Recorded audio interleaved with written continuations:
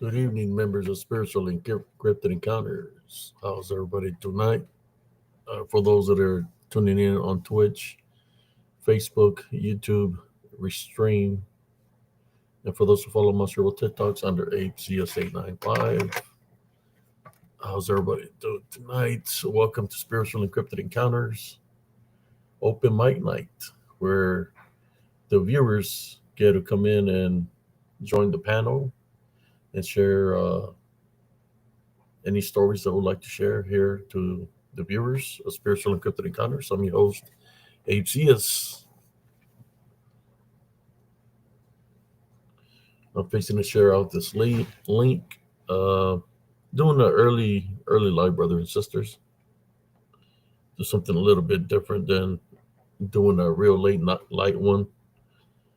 So here we go. Let me share out this link.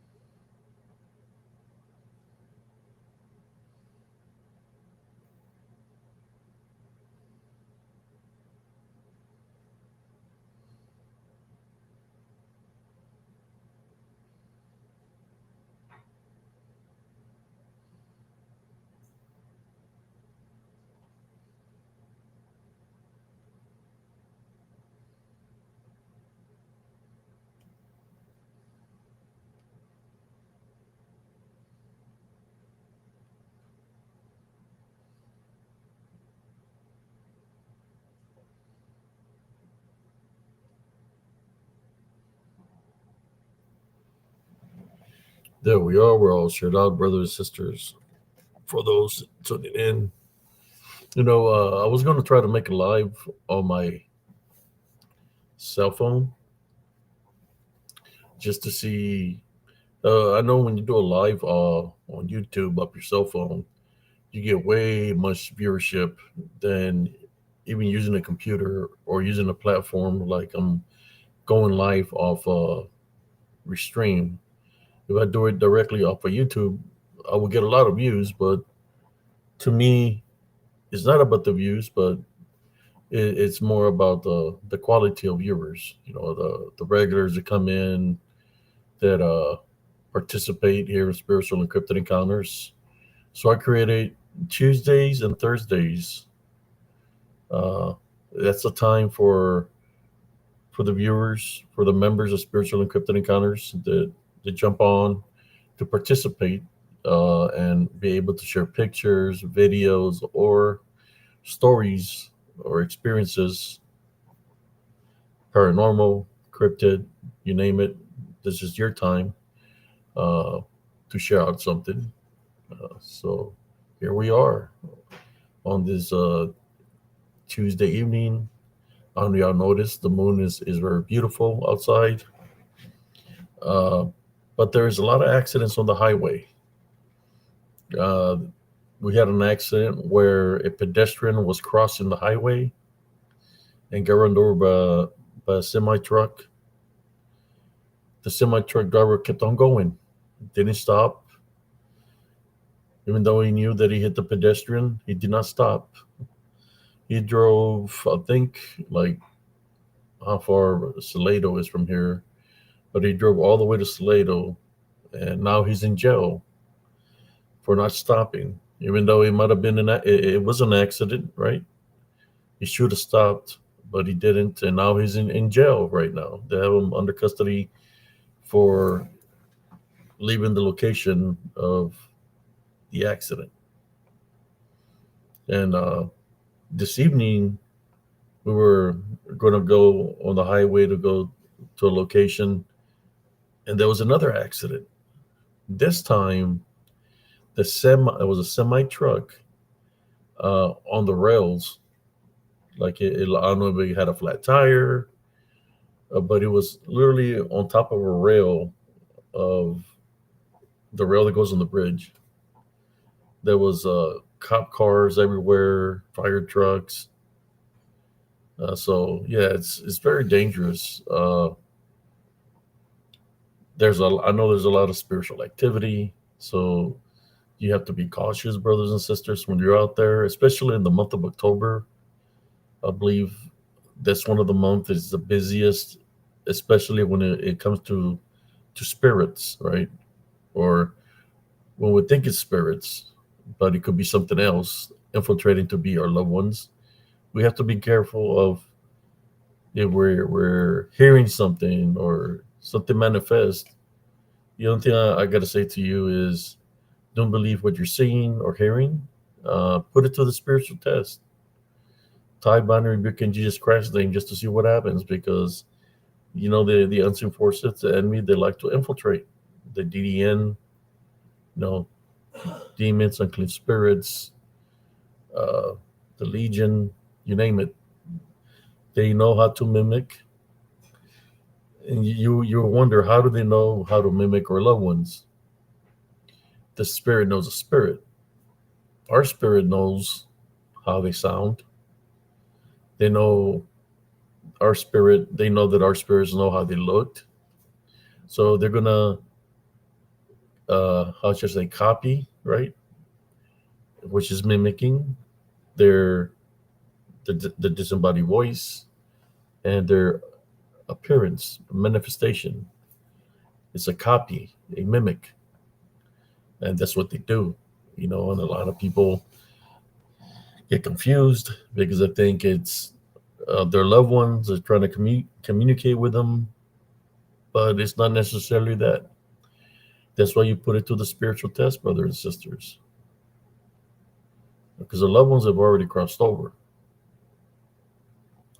So there's unclean spirits, demonic spirits that like to mimic. Imagine that, mimic. I think I was talking about yesterday how, for those that tuned in yesterday, uh, I was talking about how this, matter of fact, I'm fixing to drop the link right now, just in case somebody, I'm going to drop the link and I'm going to pin it up on top for whoever likes to join this open mic night. There you go.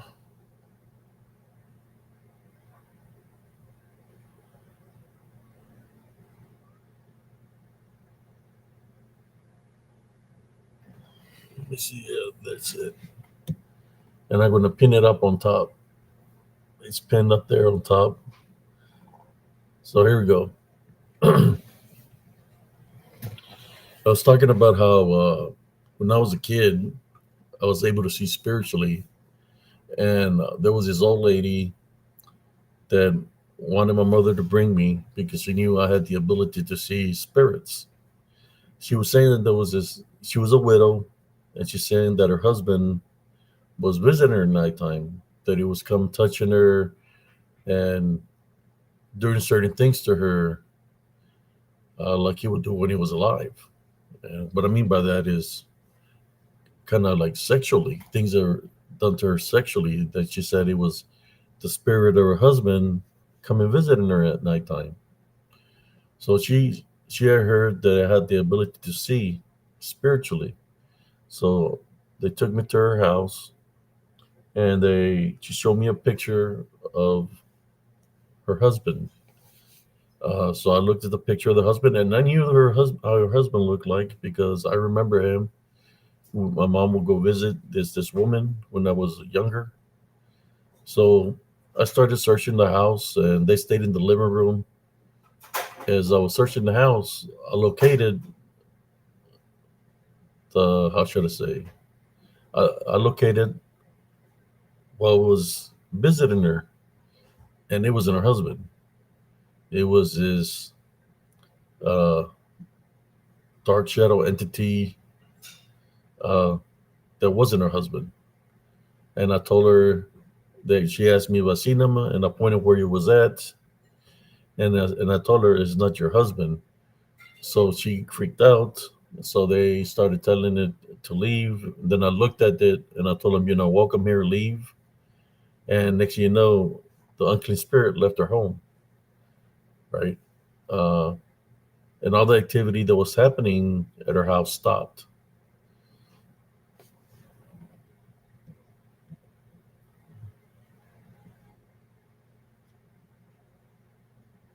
You know what? Being a truck driver, I don't know if he knows that he hit somebody. Uh, this month, when I talk about the DDN, brothers and sisters, it makes people do certain things, you know, which if the spirit or the vessel has an opening, it's gonna attack, like in the form of a possession, and it's gonna take over the vessel. It's gonna run off a bridge, run in the middle of a highway, just to eliminate that vessel. Right? That's what it'll do. There's unclean spirits to eliminate a person. It'll do that, and I know this person decided to cross Highway 35 here in Central Texas, jumping over pillars and got struck by a semi. I've seen people do it, and I'm like, why are they crossing the busy highway when they go over the overpass? And it's just I don't know why somebody will cross the highway like that. But now that individual is not here no more.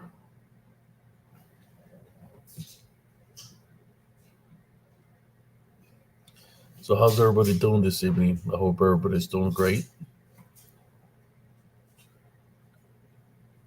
You're making potato salad, Sister Edna? My wife is making chicken salad in the kitchen right now for tomorrow. She's making chicken salad for tomorrow.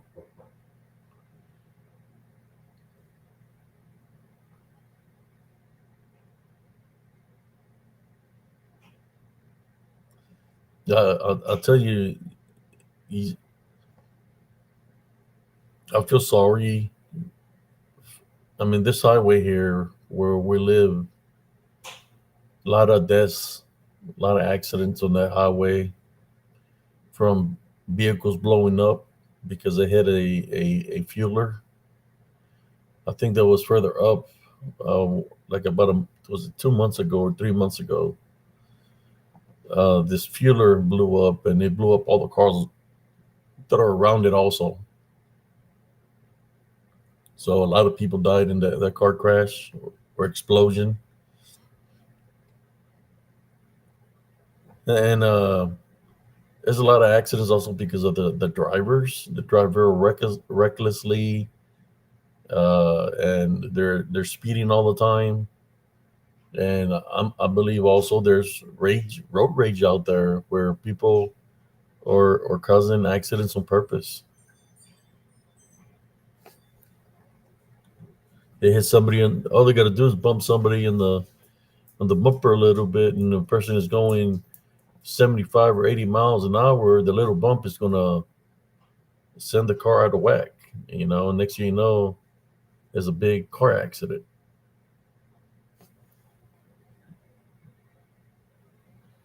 You ate frozen pizza for dinner? Well, I had me a Whataburger.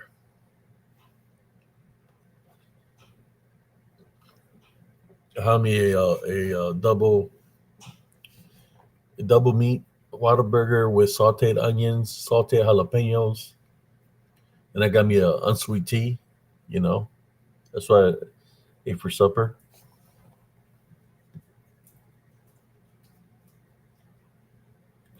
Oh yeah, in in the month of October is when activity really picks up. If you think all the other times that I've caught things, the month of October it's when it really picks up, man. I mean, activity is just whack in the month of October.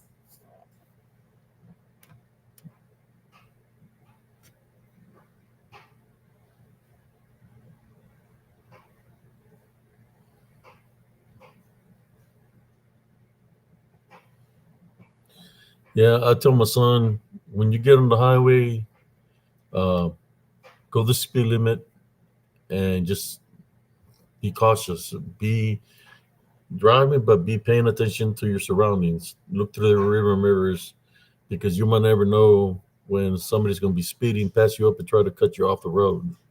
So you got to be ready to hit them brakes because I mean you see it all the time. You got people riding a motorcycle speeding, soaring and being cars between cars. You got people racing on the highway, so they're going from the left lane and then from the right lane they're going in and out, playing games on the highway, causing accidents. Just ridiculous. You have to worry about the drunk drivers, yeah, and the speed racers, the ones that are driving recklessly. Those are the ones you have to watch out for.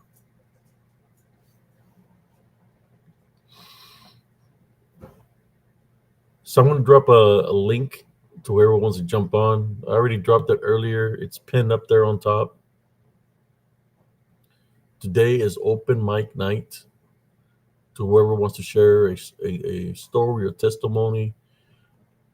I'm just saying that the month of October, activity picks up real bad. And things that are happening right now on the highway, that's one of the things that happens the most in the month of October is deaths. A lot of accidents, a lot of deaths in the month of October. Makes you wonder why, right? Because if you look at the history of the month of October, then you wonder why activity picks up the way it does. It's not because of trick or treating, but it's pretty bad in the month of October. But that's okay. So long you have Jesus Christ, you can overcome any trials or tribulations that come your way.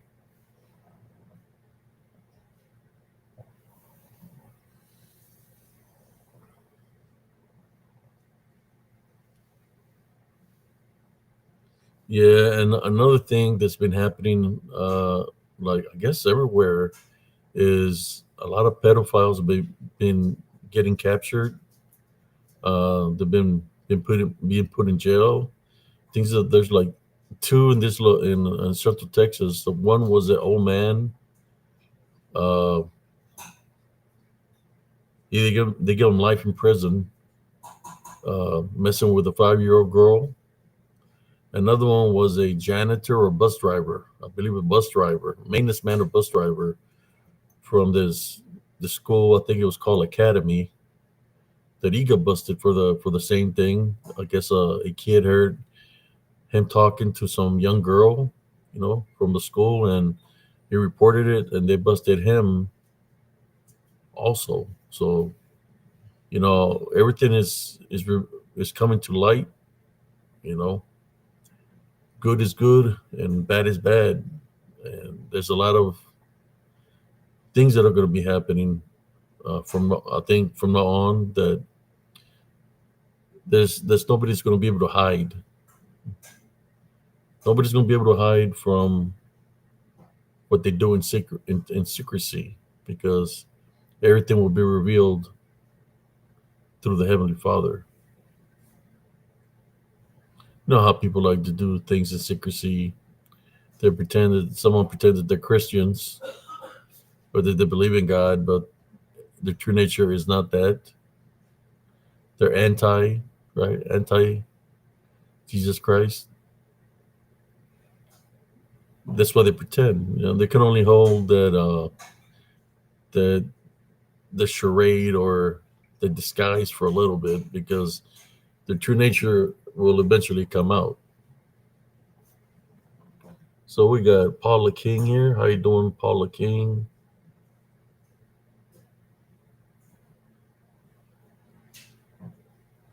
Today is open mic night.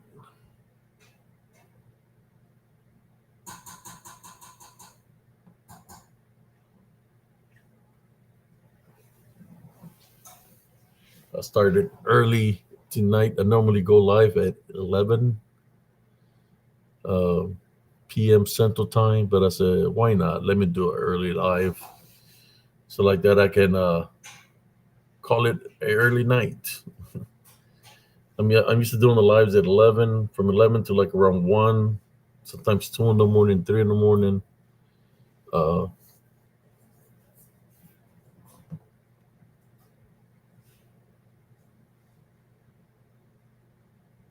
Yeah, this afternoon I was watching the episodes of Cobra Kai.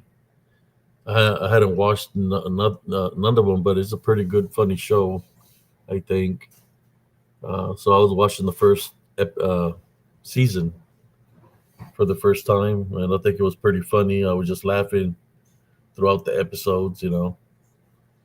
Um, but here we are with spiritual and cryptid encounters. What do y'all want to see tonight, brothers, sisters? Pictures, videos? While people show up, I can share something with y'all. How about this? I'll do a show and tell, I'll share a video, and I'll tell you what happened that time when I captured. What I'm gonna do is show you some videos where there's movement, right? So let me go to the videos, see if I can find them real quick. Where there's movement.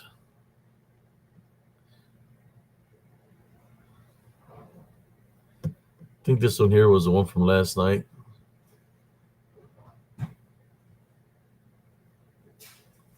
Let me see something here.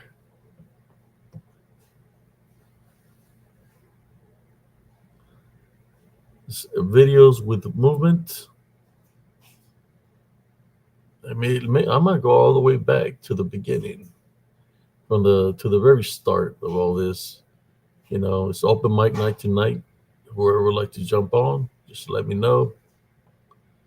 The link should be pinned up on top for those that can see. I think I have some videos here of way back in the day when I first started doing. I guess you could say my.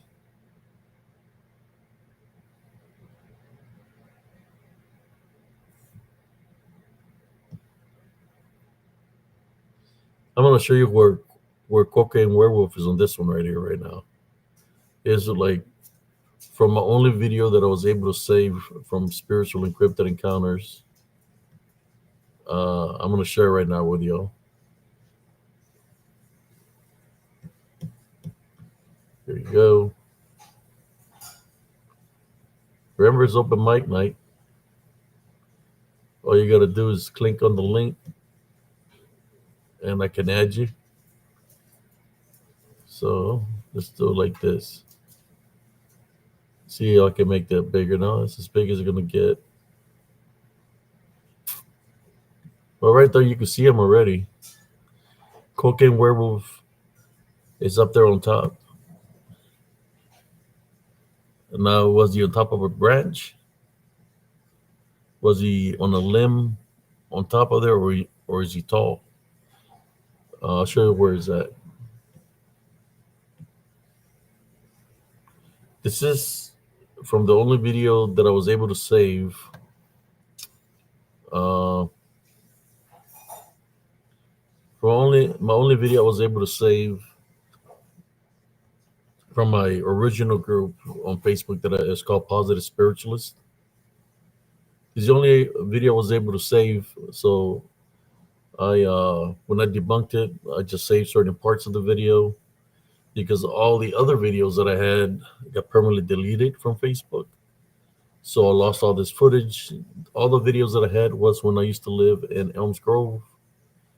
So my Facebook got targeted and I lost all my videos.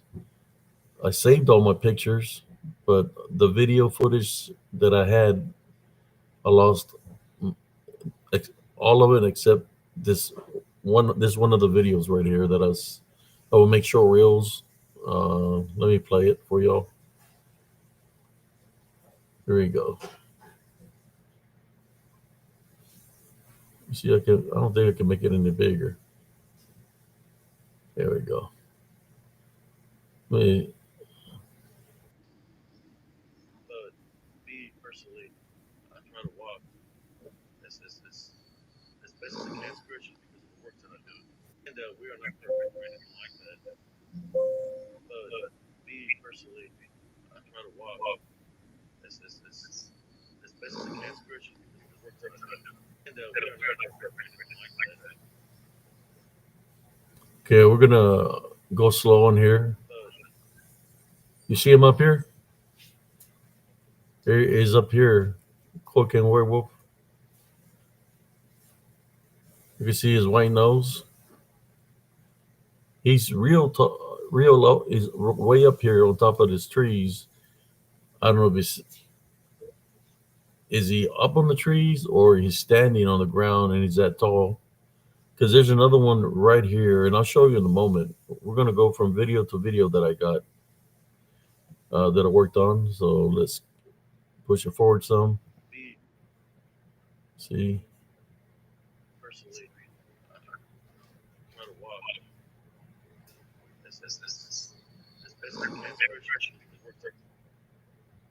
I won't pause it because you can really hear too much.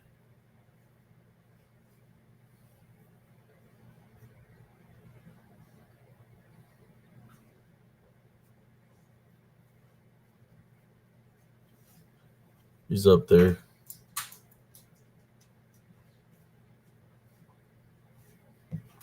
There he is.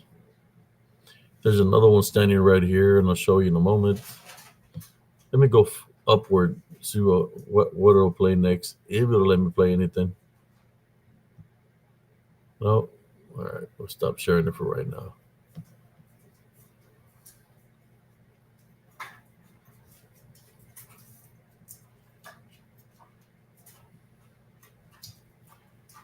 Let's see what we got here.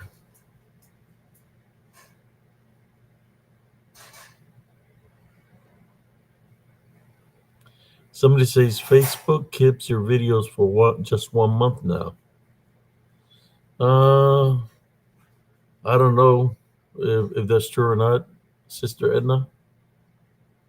I still see all my videos that I've placed on Facebook. I mean, not on Facebook. All the videos I placed on YouTube are still there, so that's where all my videos are at. But the videos I used to have, uh, my my original Facebook account got permanently deleted, in which I lost everything that I had. I lost everything that I had in my group called Positive Spiritualist. If you notice, when you look into my Spiritual and Cryptid Encounters, it's got a slash says Positive Spiritualist because that was my original group. Their group still exists, but it stopped growing when they targeted it. Uh, but no, they targeted my Facebook account. Once that got permanently deleted, I lost all the anything I had in my groups of positive spiritualists. I lost everything. So I started from scratch. How you doing, Sister Madeline? How you doing, Ben YouTubing? Tonight is open mic night for anybody that would like to jump on, share a story.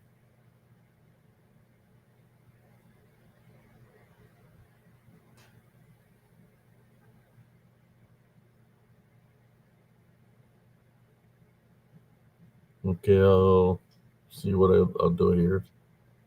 I can probably drop another link here. I did start this live early. Sometimes Tuesdays is pretty slow.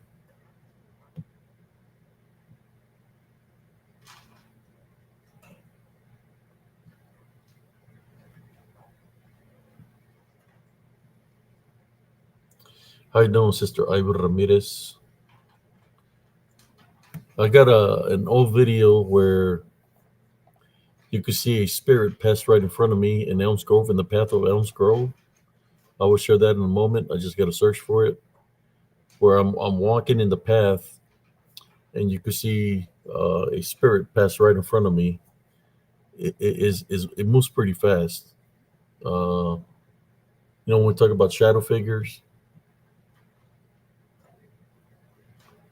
let me find that video for y'all so I can share it.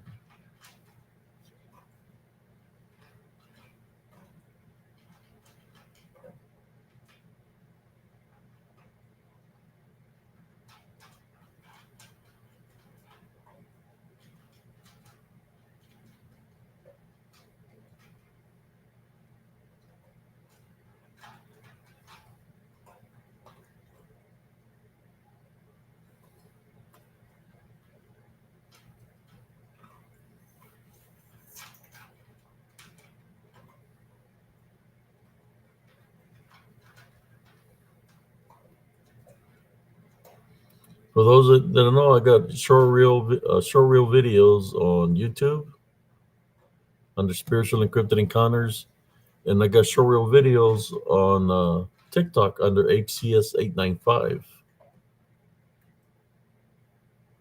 Let me find the one.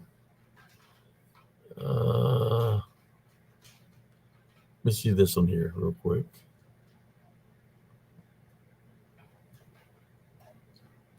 Okay, here we go. Remember how I told you there was two of them? I'm going to show the other one that's got another, the other part of it. Here we go. Let me make that big. We'll go to y'all. As big as it's going to get right there. I'll go back some and push play, and I'll let it run a couple of times, and then I'll show you where it's at.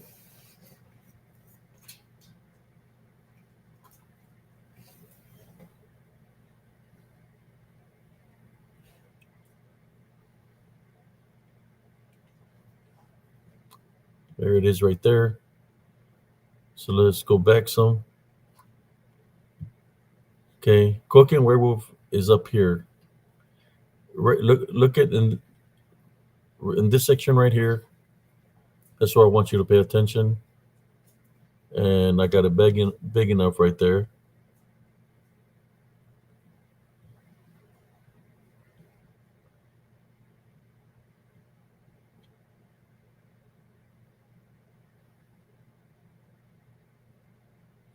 All right.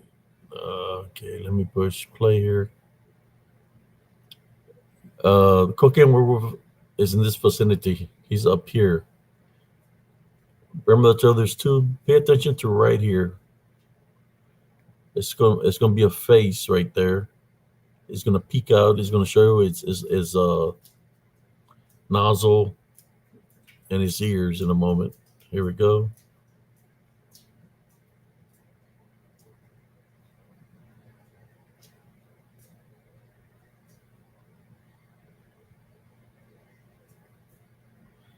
There it is. He stuck his nozzle out. You can see the ear here.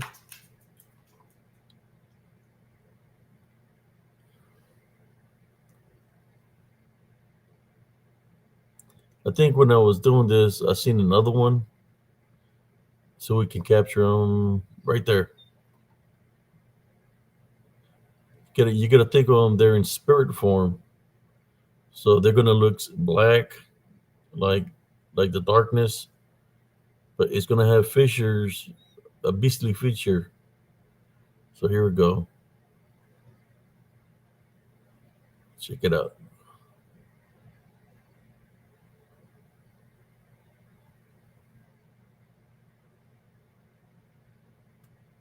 Here it is.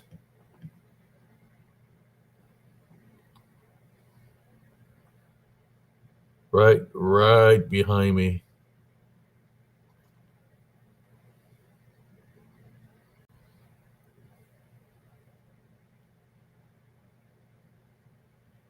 There it is with his nose sticking out right here. Okay, I'm push play.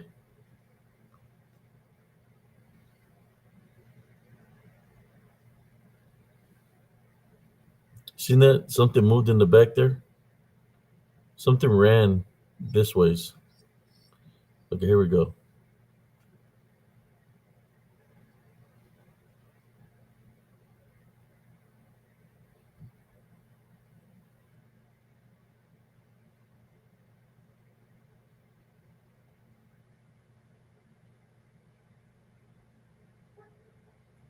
Imagine something big behind you and you don't even know it's there, and it's looking at you right behind you, but it's in disembodied form that you're not able to see it, but it's there. And that's something.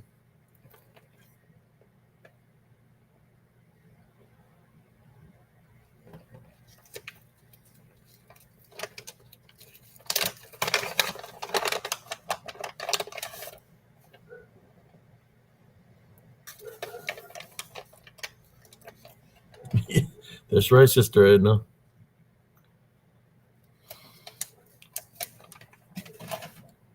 When we talk about the disembodied, when I talk about disembodied, the DDN, that's what I mean.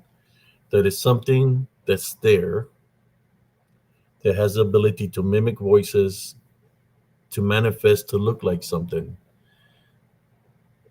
but they're not here in the flesh. They're here in the spirit. They still live amongst us in the spirit, but they're able to take form of something, just like it took a form right there, right behind me, and it's looking at me like it's ready to attack. But the problem is that it's in spirit form. Now, if it would have been in flesh form, and that would be its true form, but then you could say I would be in trouble. But since in spirit form, I still could be in trouble if I had a spiritual opening. But when I will go do my investigations, I pray before, during, and after. As you can see right there in my facial expression, I know there's something behind me because my spiritual senses are getting triggered. So I know there's something behind me. So as you can see, I'm looking through my parallel vision, see what I see. These things, sometimes you cannot see it with the naked eye. You can sense it and you can capture it on camera, just like I captured it through my cell phone by angling the camera to the location of where I felt something looking at me. I'm just giving you an example. Cryptic community, the cryptic community can be very confusing because people could think it's something real. And right now, I'm going to play the video so you can see that it's not something that's in the flesh. That this thing here is something that's in the spirit. And I believe that's what a lot of people see in the woods, things of the spirit. I mean, of course, there is living things out there, but at the same time, there's things out there that are in spirit, and they can blend in. I guess that's a good word. Blend in with Mother Nature in itself. I say they ain't gonna see me anyways. I'm gonna mess with these people. They can't see me. I'm gonna mess with them. I'm gonna follow them around. So they can't see me, but I can capture them, like I capture them here on camera, because it's trying to find a way in to the vessel, which is me, because it's trying to attack spiritually. But I'm being protected, so in order for it to attack spiritually, it's got to manifest a certain way spiritually. But it could not attack because the Heavenly Father was protecting me because I prayed before, during, and after. But I was able to capture its image, its appearance, how it looks. How you doing, Wolf Den?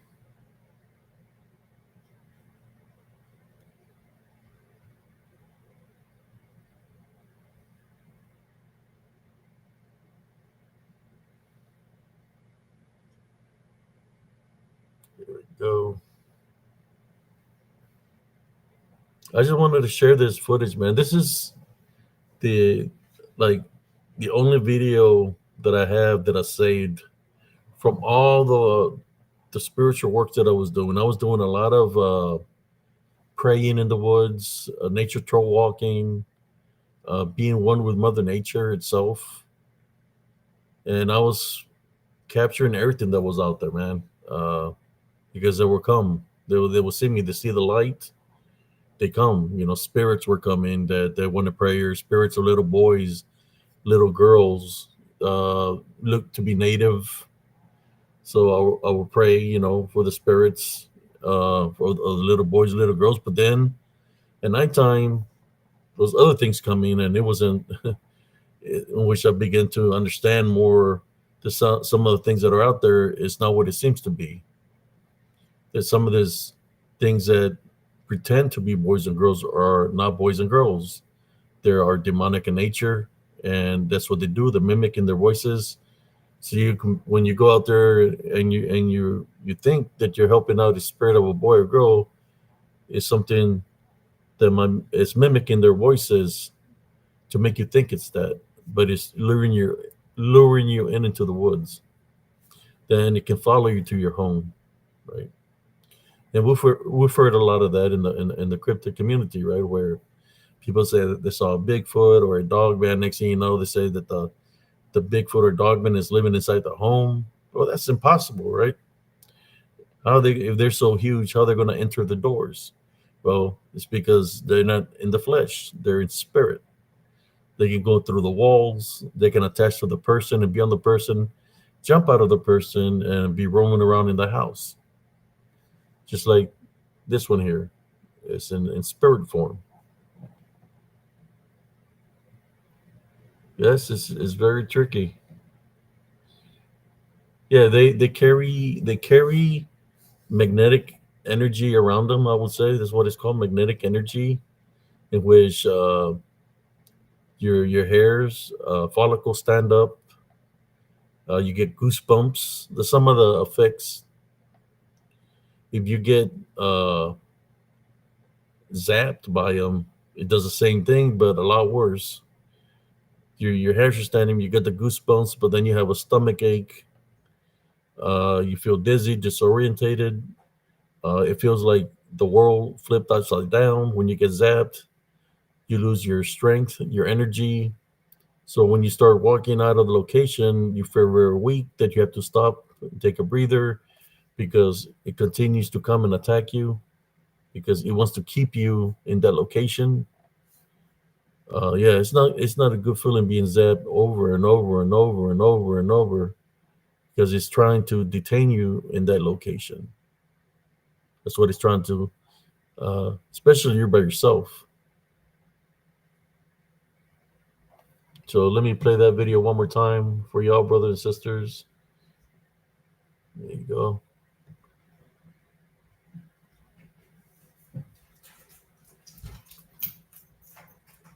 Let's play it one more time here.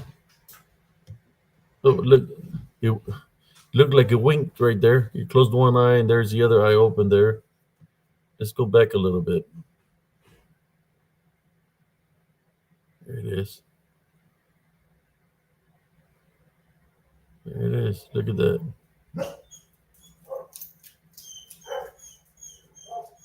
They want to make a screenshot off of that and settle down, Rebel.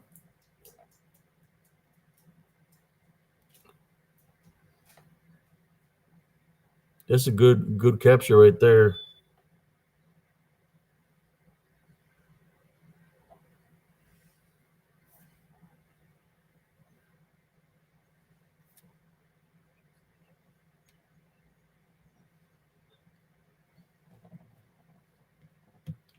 Look at that, Sister Edna. We're like, I went searching out there in the woods, but I didn't see anything. There was nothing out there. It's just your imagination. Look, it winked. It's just your imagination, Abe. There's nothing out there. Oh, I don't know about Abe's eyes. I think he's making stuff up.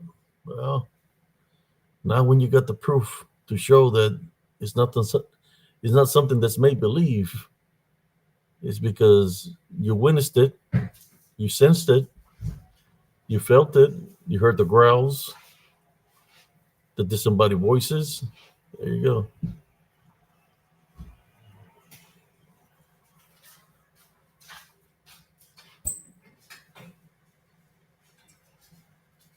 Look, it looked like it winked right there. Look, it is winking at y'all.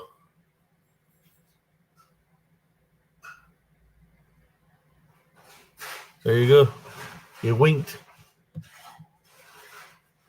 So we got a look at the face. It looks beastly, right? The nostrils here. There's the eye.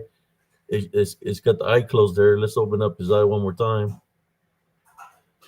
By the way, this is old footage from Elms Grove Estates. There we go. This is who we got here.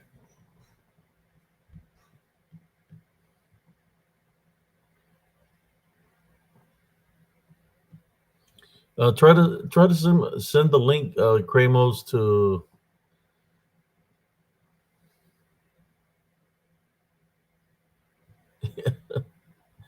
It is a real deal, brothers and sisters.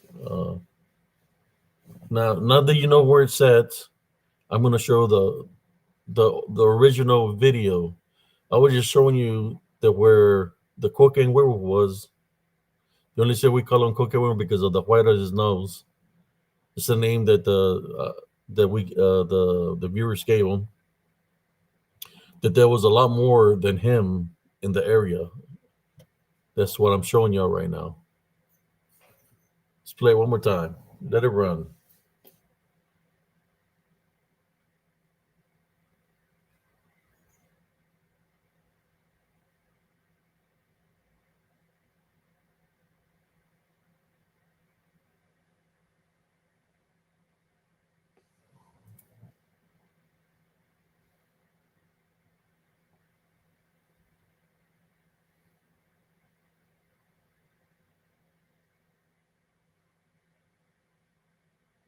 All right.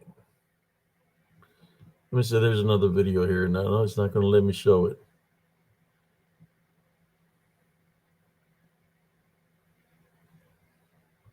How you doing, Dick Richards? Hope you're doing good. Yeah. I used to show the videos to my sister.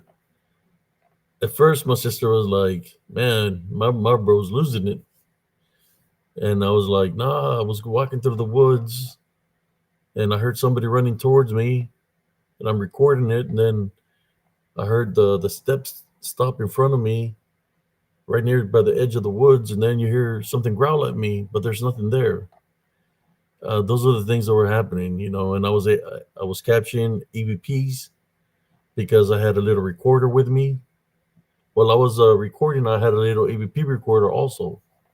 So when I would debunk the EVP recordings, I would hear all kinds of things, growlings. One time I said, "Identify yourself," and it said the herd, in which the herd is or many. So that's if you're biblically inclined, that's letting me know that it's more than one or that we are many, right? The herd, just like the herd of pigs that the legion got casted into by Jesus Christ. So you have to pay attention to what they're saying, right? I would always catch growlings. Sometimes I'll catch where they're telling me to get out, leave. Uh, but yeah, I will catch all kinds of recordings when I would go into the woods. At times I had problems because when I was taking a camcorder that I had, the old VHS ones, I would go there with the big recorders. They had the speaker thing, and as soon as I walk like 3 or 4 steps into the woods, it would drain the battery pack. I had like 2 or 3 battery packs. I would take out the battery pack, put another one, and as soon as I would put it in there, it would drain it also. So then some of the equipment that I would take in there, the lenses would crack, batteries would blow up. Like I said, there was something there definitely draining the juice out of any battery pack. We got Scott Baker.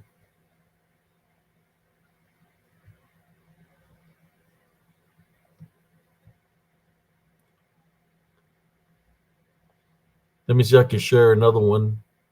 After I share this next video, I'll put it up right now again. Uh, Today is open mic night, but I want to share another video with y'all. I'm trying to find the one where it crosses right in front of me in that path of Elms Grove. So I'm dropping the link there. Let me go search for that video. See if I can find it for y'all.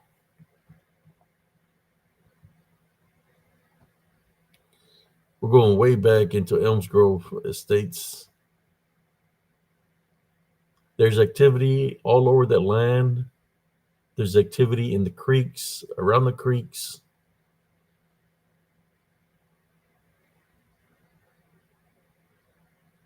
It's one of the locations that your senses will get triggered. You're gonna feel uneasy, like if somebody's staring at you.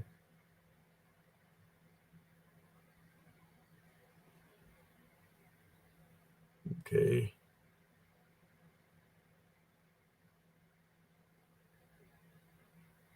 Let me see what else I got here for y'all from that location. Okay. Let me go up some.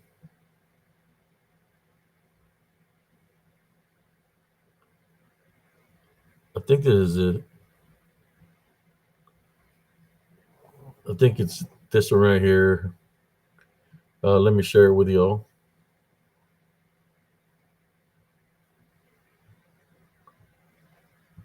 Okay, here we go. Let me share this video.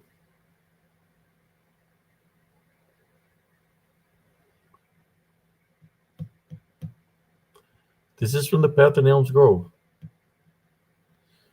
I lowered the speed on this one so y'all can see it. See if you can see it pass by. Here we go.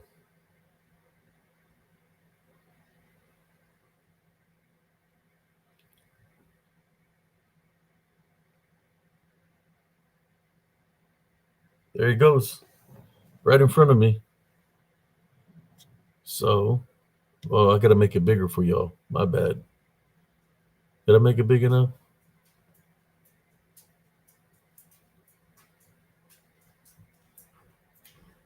Guess I did. Push play again.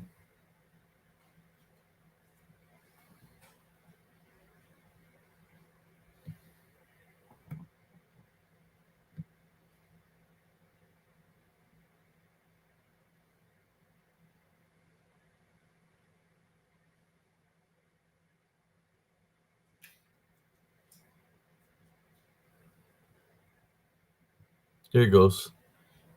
Here's the shadow figure that's passing right in front of me. Is right here. He's he's living like phases. He's right here, right now, and he's gonna go into the woods.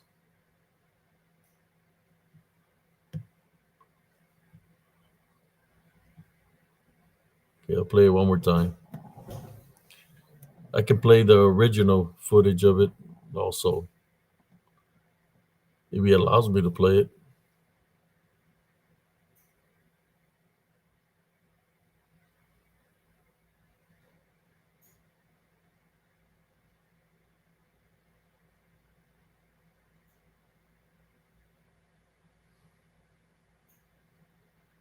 Yeah, it's hard to tell, but it passes right across. There is activity around me right here. So let me stop sharing this one because it's not a very good copy. It's old footage from a long time ago.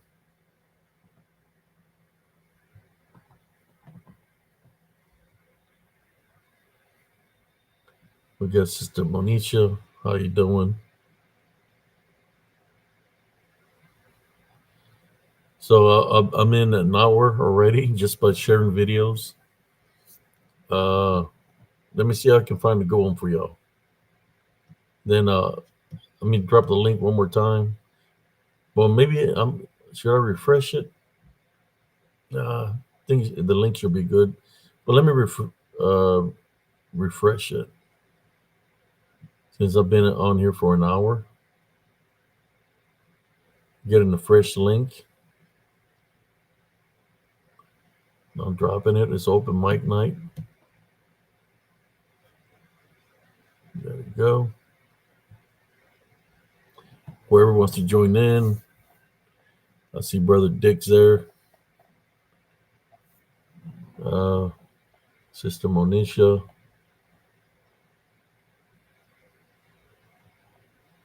Got Sister Madeline.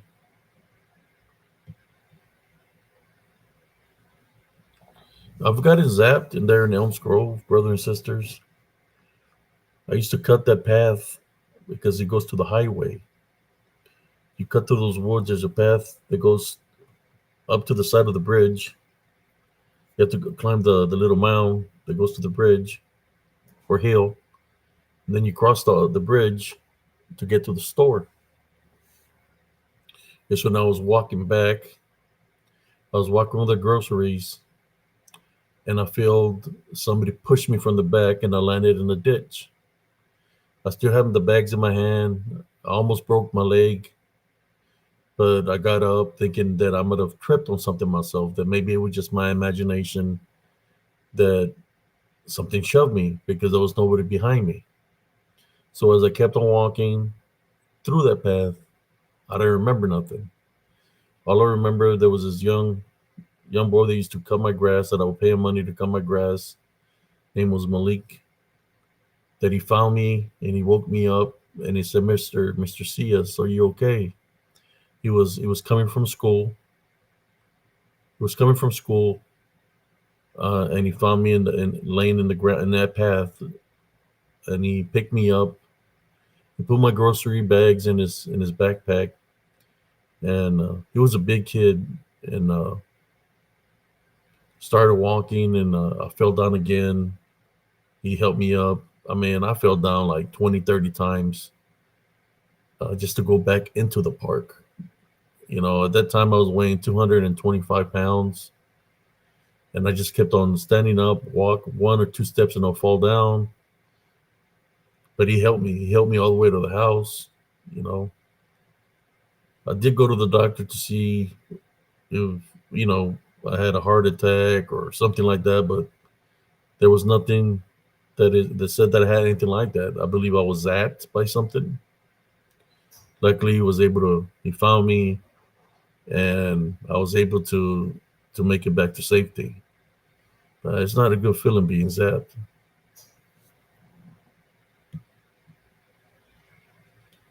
So who we got here? Dick Richard says Restream hates him. I guess because you're Canadian, man. I think Restream is, I don't know. I don't know. They like Canadians in Restream.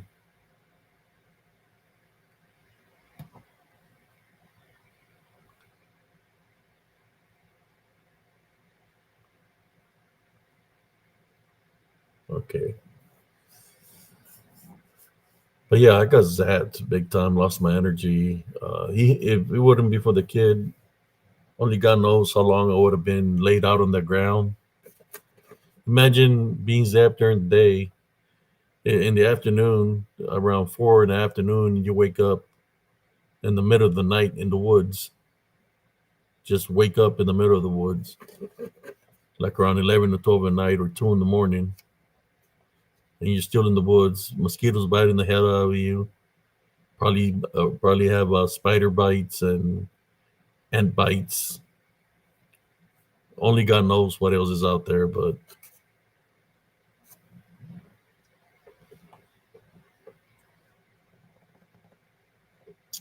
I don't know, Dick Richards. I think you're about the only one, man. That it doesn't work. Well, my sisters had the same problems. I can never. I don't know what servers y'all got, but my sisters, they wouldn't let them on. Also, I don't know.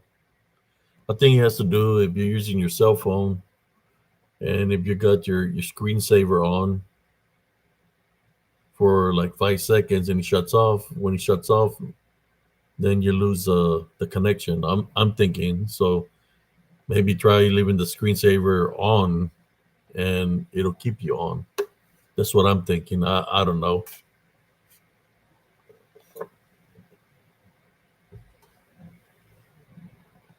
Okay, let's find another one.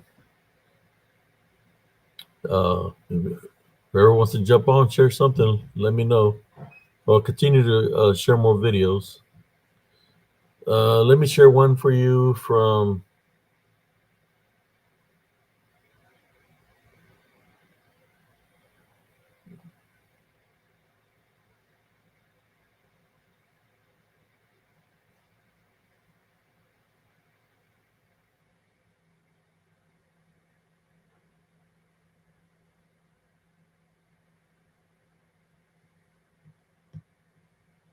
Check out this one. This is a.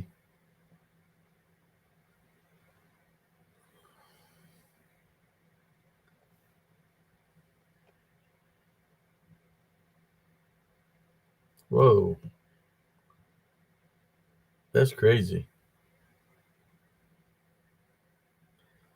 I was going to share a certain video, and it gave me a whole completely different video than what I was going to share.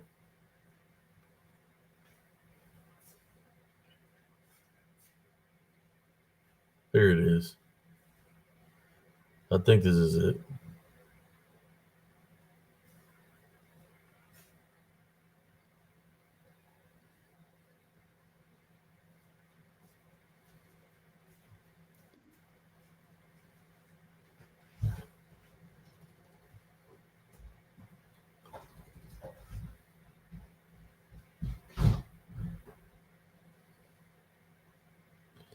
Okay, I got him right here.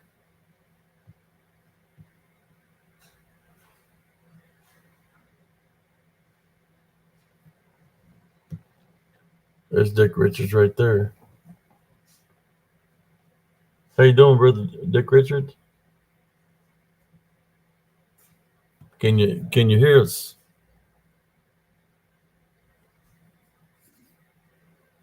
I guess not. It's brother Scott Baker. Let's see if he can hear us. Can you hear us, brother Scott Baker? Howdy, Yeah, howdy. can you hear me? Yeah, I can hear you. Yeah, Check. Yeah, I can hear you. I know. I seen brother Dick Richards, and he said he can't hear us.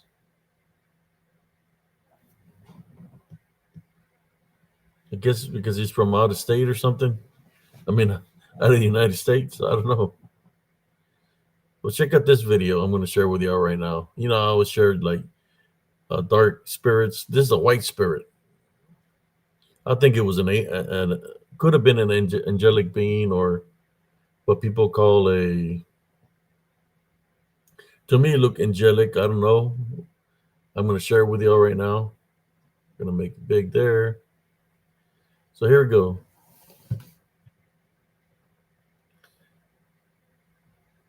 There he goes.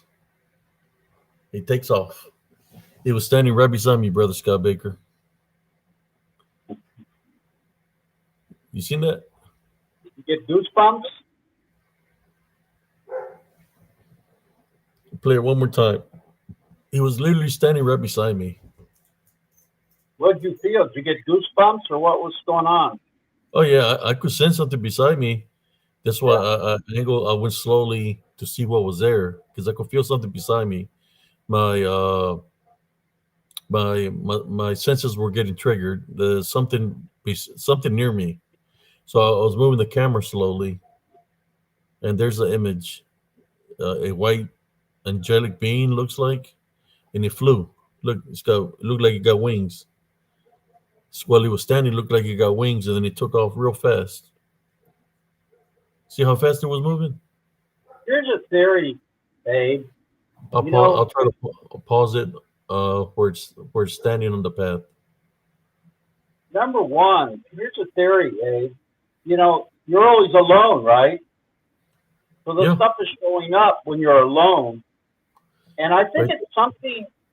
I've had a lot of stuff happen to me. It's always been alone. I don't like people with me because they never really want to show up on time or whatever. But to go out in nature by yourself, your senses get so acute, and you don't have anybody to talk to, so you're just kind of either talking to yourself or listening intently and observing, like, is there something out here?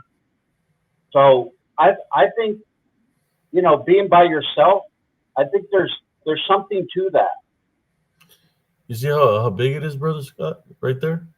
Yeah, yeah, that looks like some kind of angelic. Angelic being. Yeah. I know. Yeah, Can you see it? The angelic being. but it's like a personal thing. They're showing you something that if you were with somebody else, that may not have happened.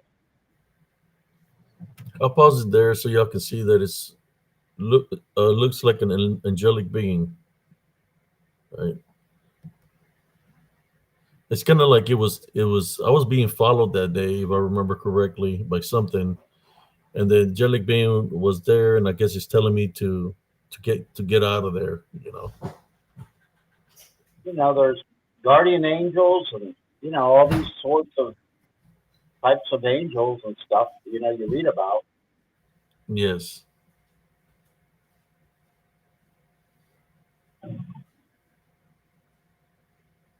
But yeah, there's definitely communication between, you know, when you hear these, and I've watched your show many times, heard you say, you know, I've got to get out of here, you know. So there's a warning, you know, that you're told to leave or that sort of thing. So somebody's got your back that's invisible. We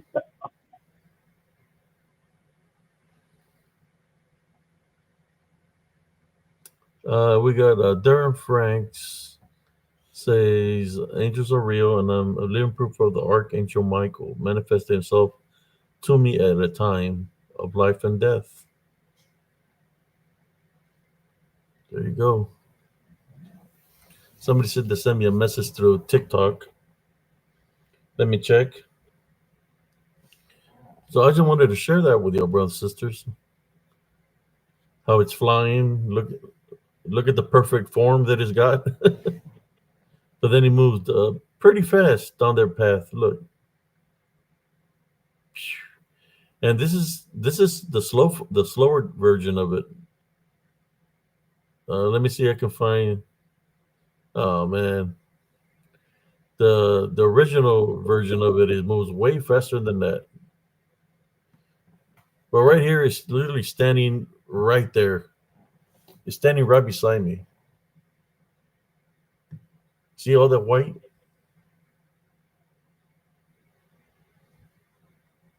Then it takes off, but it's standing. There it goes. It goes that ways. Initially, it looks pretty tall. Oh yeah.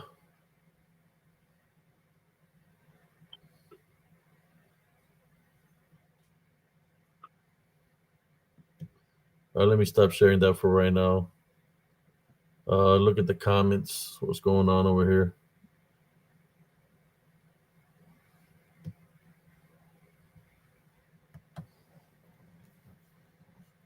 There you go.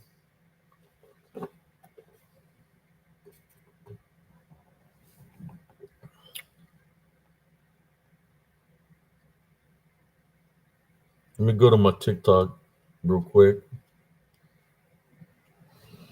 You would have sent it through my messenger would be even better.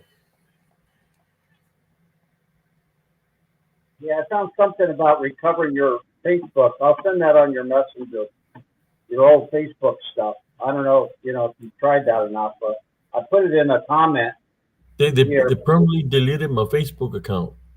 Yeah, I know, but there's something you can recover all that, so I'll send you a link on it. Okay. I Hopefully, got a lot of videos from inside those woods, man. Like a lot. And yeah, I lost everything. because I had an old Facebook page, and they updated it, and they said, "Well, do you want your old Facebook?" And I said yes one time, and then they ended up changing the format and stuff like that. So that Facebook has been through several changes, and every time they change it or update it, it's always for the worse. I think I got on Facebook like 2008. I think, can't remember. I was on MySpace. If anybody remembers MySpace.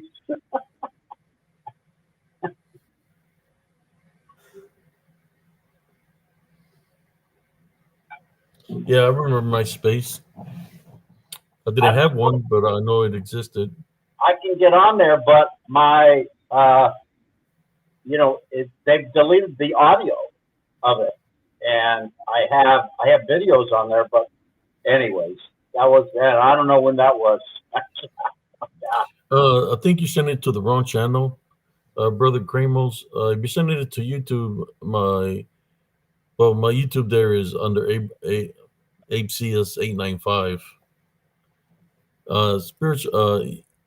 You can send it to my messenger under Abe CS if you like. Let me look for it again for messages. There's an inbox.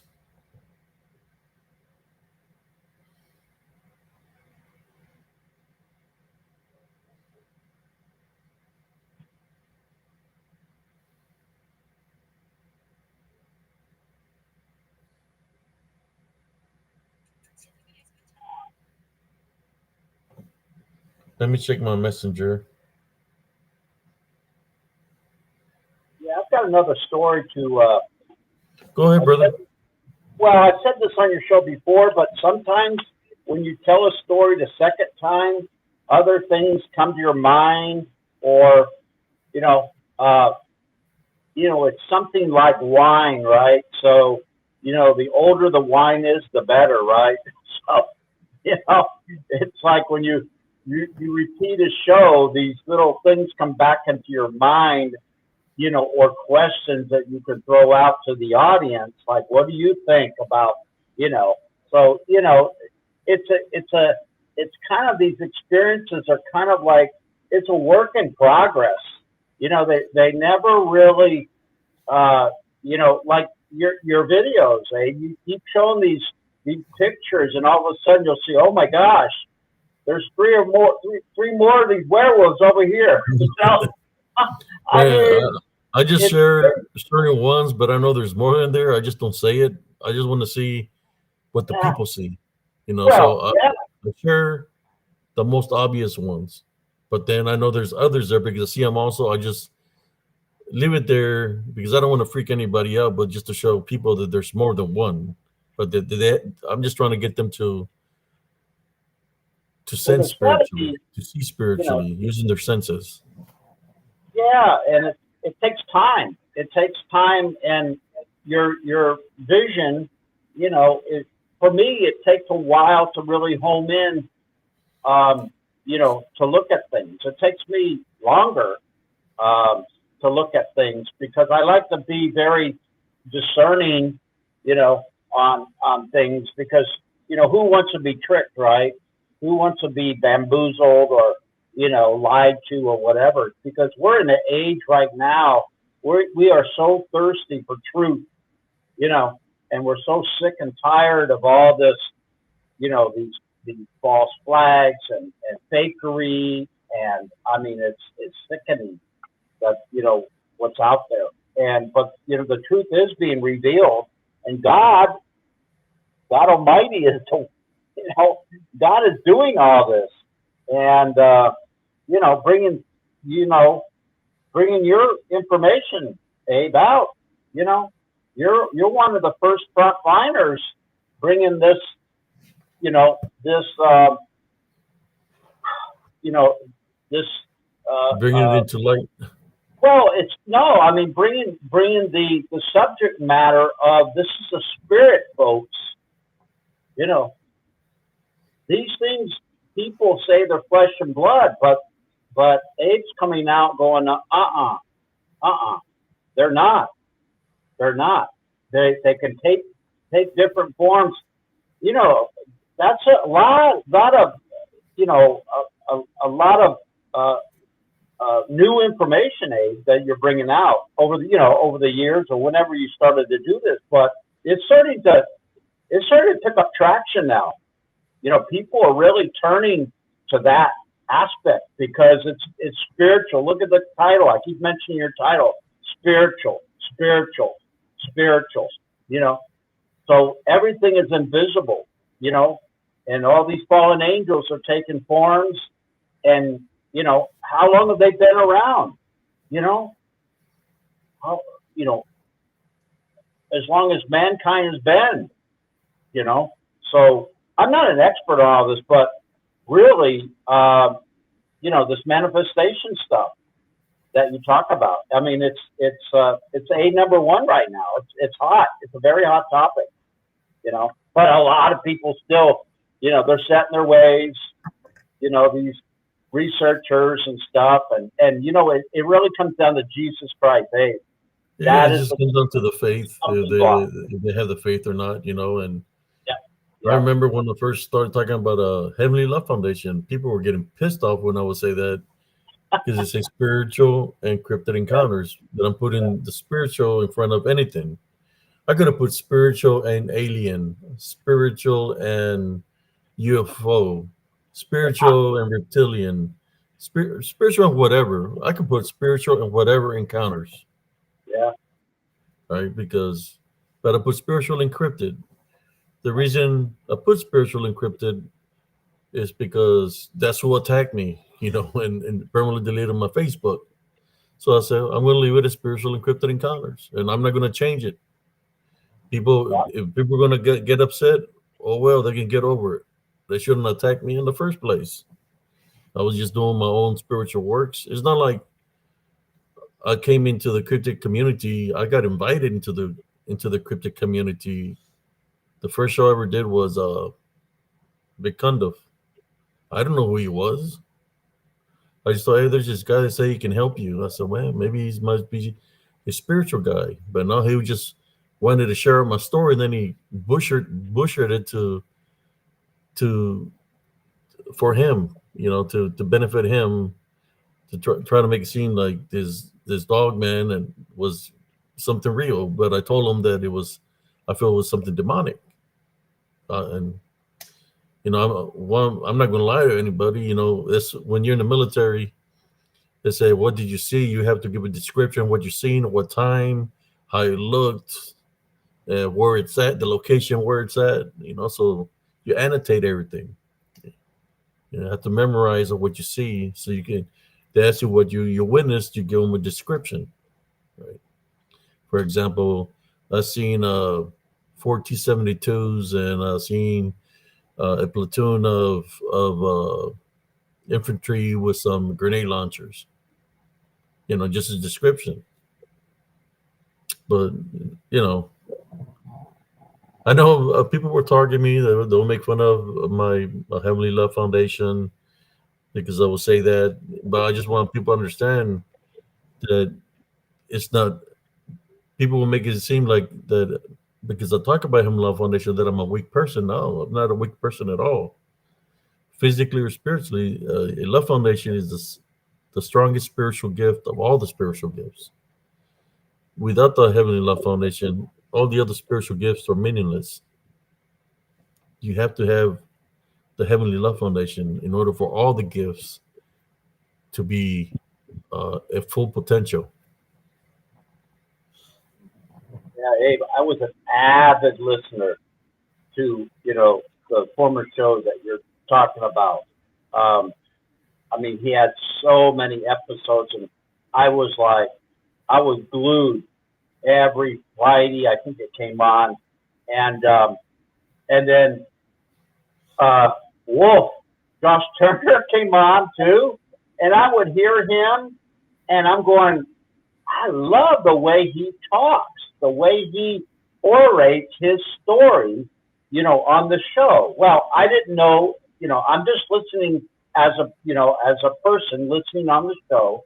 But here's fast forward, right? And I think I had told the audience this once before, and yourself, is fast forward.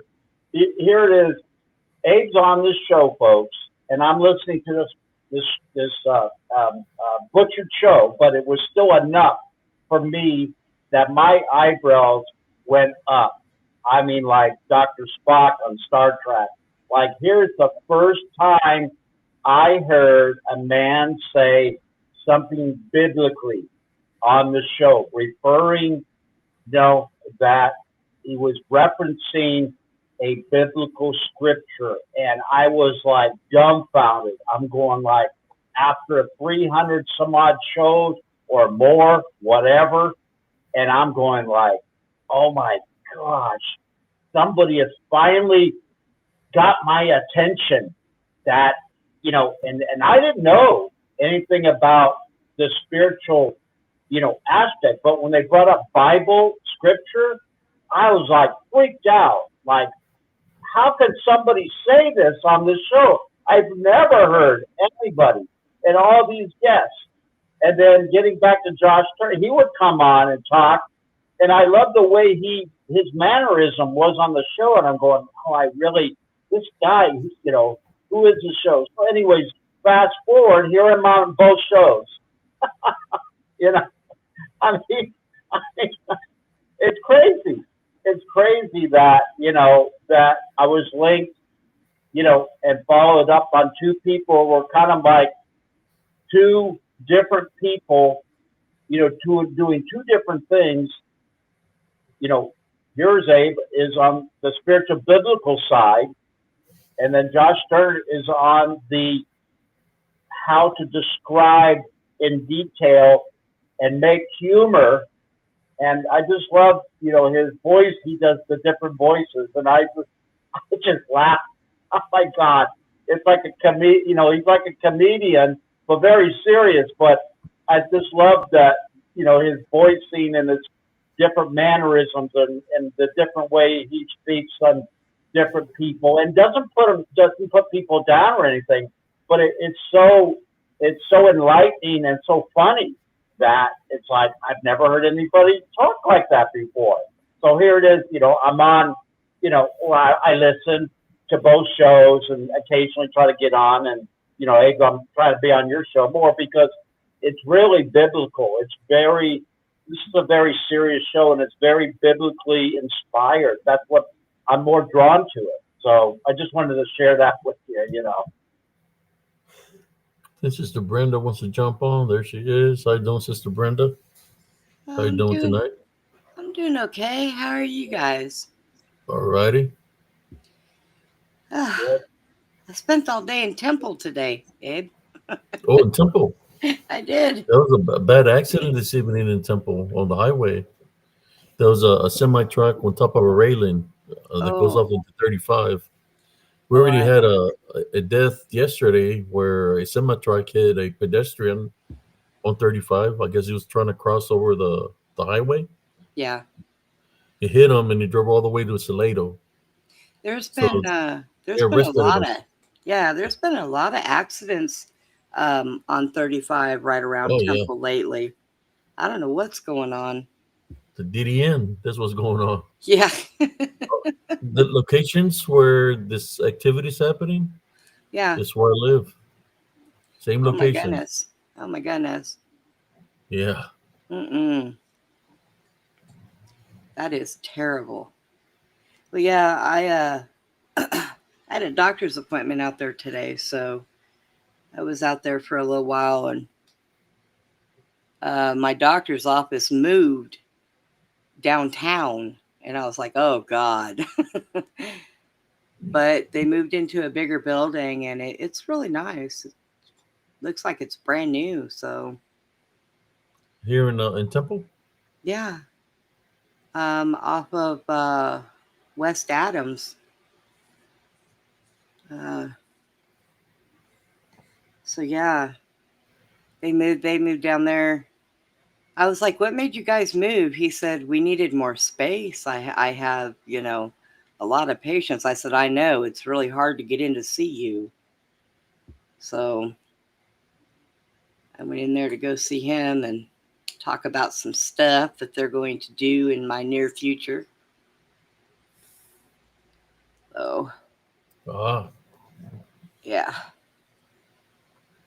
They have come up with a game plan. So we'll see how it goes. I think I have a video here. Let me see if I can find this video. I'll let y'all speak. And if I find it, I'll share it. That I think that they recreated what happened to me in Elms Grove, did a real good job. And I'll share that with y'all in a moment.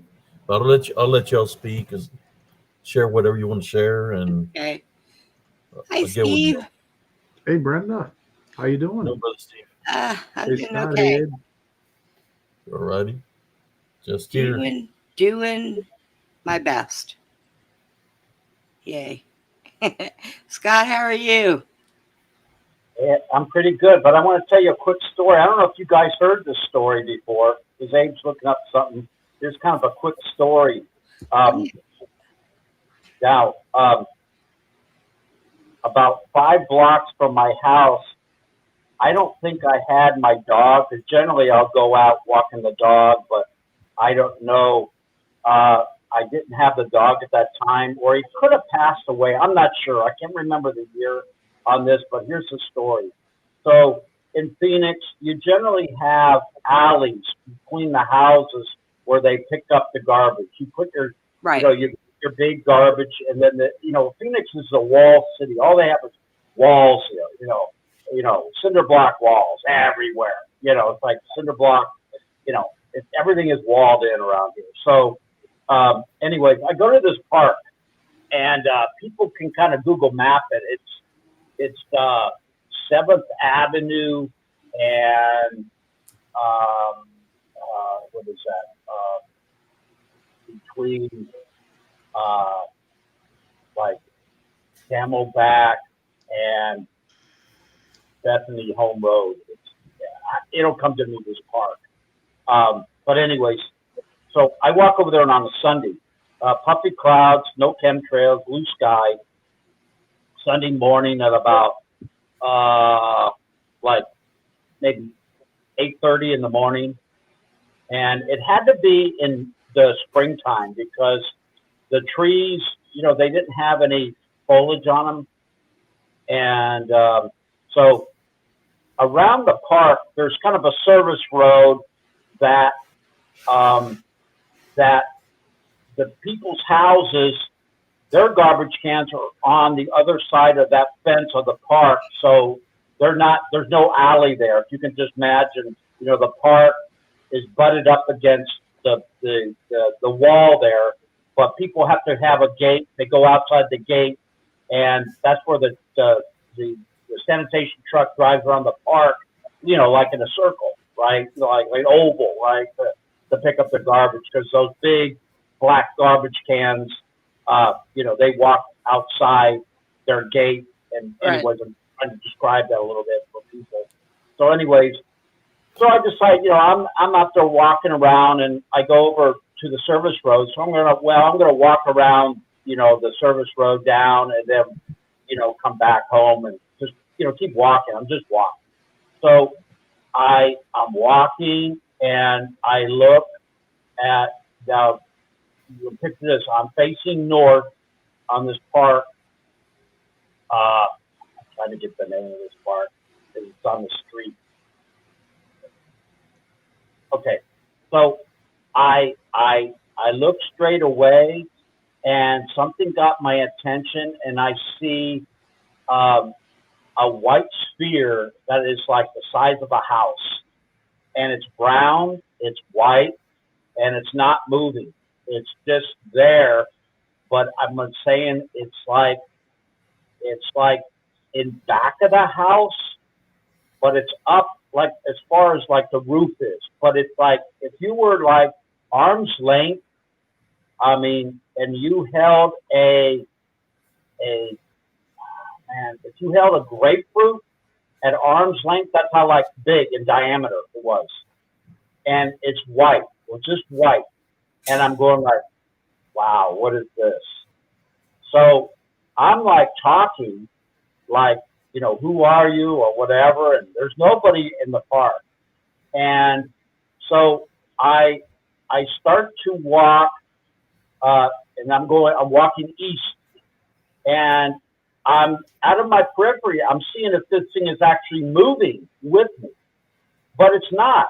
It's like, I turn, and, I'll walk like 30 feet, and I'll turn, and it's right there. So I decide, okay, what is this thing? So I decide to run and stop and reverse real quick to see if I can catch any motion in this sphere. I'm going to call it a white sphere. So I'm trying to basically fake it out, okay? I'm trying to fake out and see if there's any movement in this sphere that is tracking me like glue. It's not moving, but again, the distance away is probably like 100 feet away, but it's like you know, it's up in the air above the house. Now, granted, the trees there. There's not many trees, but there's no leaves. But it's a white sphere, arm length, like the size of a grapefruit, and it's not shimmering, but it's not. I'm trying to catch the movement in it, but it's not moving. So every time so then I decide to, like, when I'm running sideways and looking to see if it's moving, it's not moving.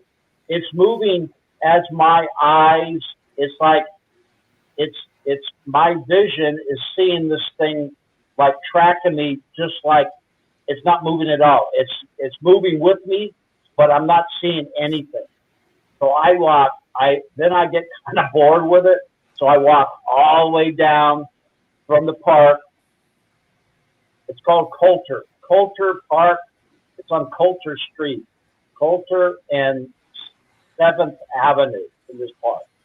So I walk all the way down to the park at the end, and I'm going east at this time. It's still there. It's like following me, but it's not moving. But every time I look, it's like it's got tractor beam on me, like, and I can't see that it's moving, but it's there. Like it's right there. It's just showing me. So I decide to go around the block because I'm going, okay, I'm going to walk home. So at that time, I'm going north, like, to the next street, which is like, I don't know, 50 feet or whatever to the road. So, and then I'm proceeding to go westward. And I noticed that this white sphere is starting to rise in the air, and I don't see it rising, but I noticed that then from a grapefruit size, it's starting to look like a ping pong size sphere, white. And so I walk all the way home, and I have a neighbor across the street. So I walk 5 blocks home, and I still see it up in the sky, the blue sky. And I go to my neighbor's friend Kelly, and I tell her, come over here and look at this. And she comes over and she goes, well, that's a balloon, That's not a balloon. And but by that time, it was probably like 5,000 feet up in the air. But at that time, it was probably the size of, your thumb, the diameter of the tip of your thumb, that big. But it was still white sphere. But, anyways, so I'm thinking, man, what is this?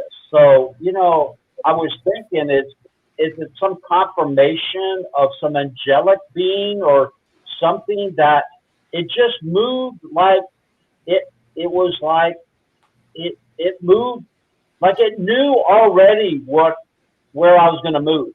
And it was like visually, when I looked at it, it was there. So isn't that strange? Well,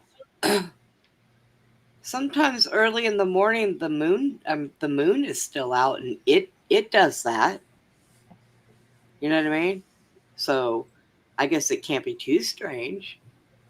Well, yeah, but I'm not talking about the moon. I mean, this thing is like, it's above a house, on the roof. The house is about 30 feet tall. Well, this is like that big. It's like the size of at arm's length.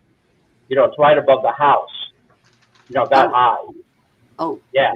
It's no moon thing, but it's so like it wasn't in the sky. It was well, it was kind of like closer to the house than like way out there. Yeah, right above the house.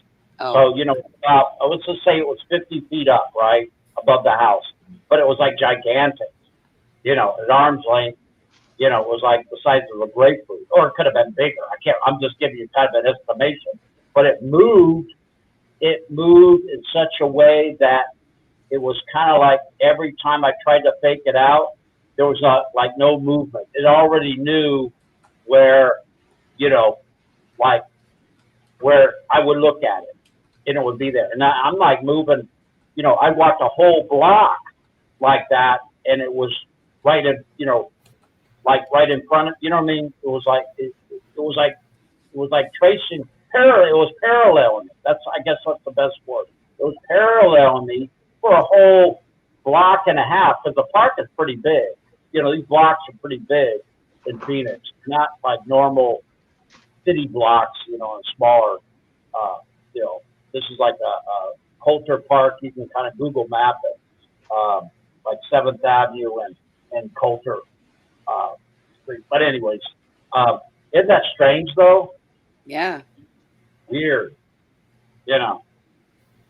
And I mean, I didn't say anything like Abe would say, like tie bind and rebuke. I didn't say anything at that time. Like like test the spirit. Like what was it? Because I think I said something like, "Well, who are you?" or "What are you?" And I didn't get any response. But it was just the physical, visual, um, of this white perfect circle. You know, and it wasn't like a portal or anything like that, because it could have been, who knows, but it was like like it moved like it already knew where I would look at it, and it was there. There was just absolutely no lateral movement in this phenomenon. It was just like It was crazy. spying. It was spying on you, Scott. Yeah, whatever. There's any kind of theory you can come up with, but I just like to share these stories, because it's like, we want to get to the bottom of the truth, and see. But definitely, this thing is some kind of interdimensional, invisible. Not, I shouldn't say invisible, but something that is not physical, something that's spiritual, like Abe was saying, on his show, but something spiritual, but something that I don't think we're privy to. It's there's a lot of mysteries, and I don't think we'll ever find out truly, what these things were. Maybe when we meet our maker, they'll disclose, what you saw, or what was bad or good or whatever. But so I thought I'd share that story, but it was crazy. And the girlfriend across the street, she said, "Oh, that's a balloon," and she's very spiritual. She's pretty.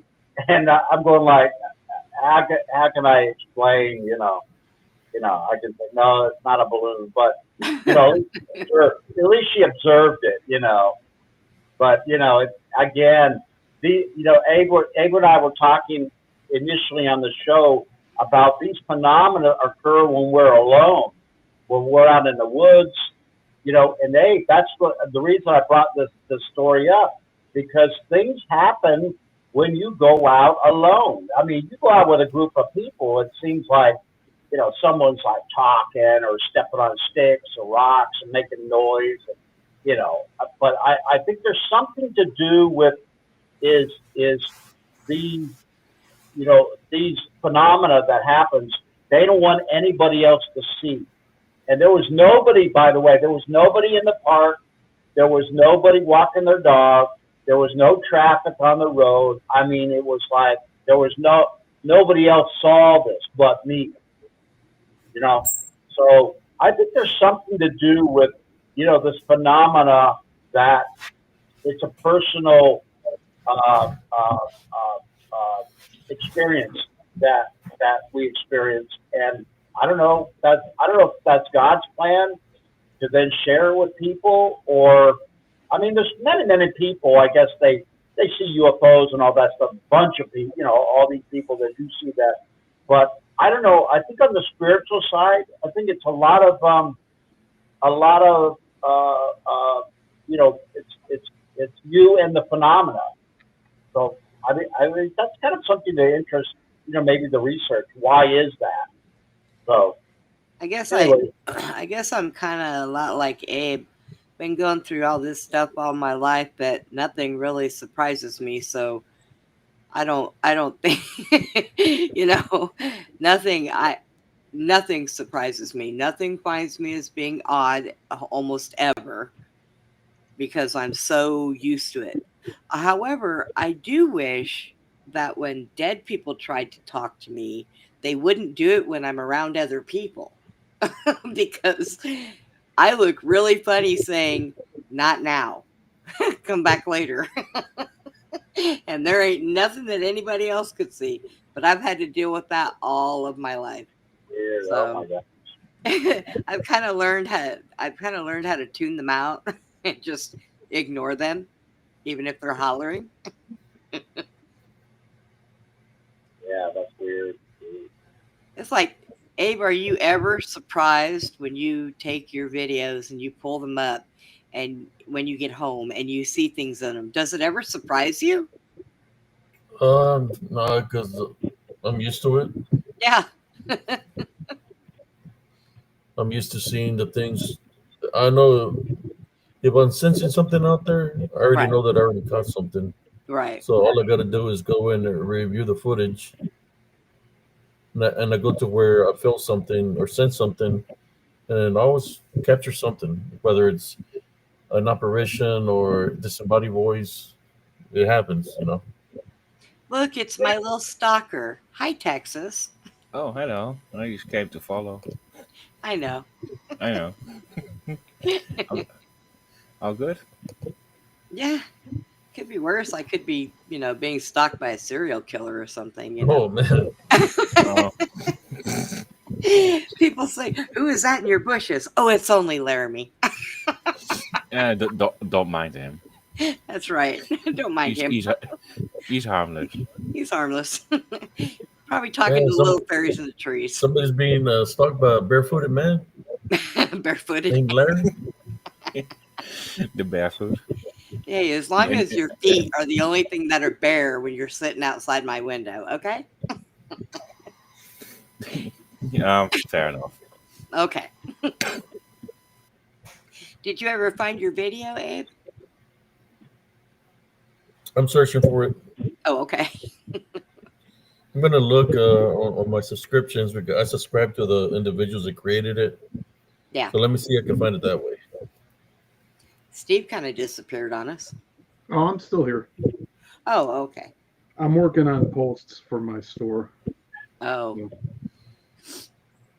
Yeah, I was on the phone with Susie and I looked up and realized that my notification went off and the show was on. I said, "Oh gosh, I've missed the show for a couple days because I just been down and tired and just, you know, working real hard during the day on different stuff and some therapy, and it just wears me out."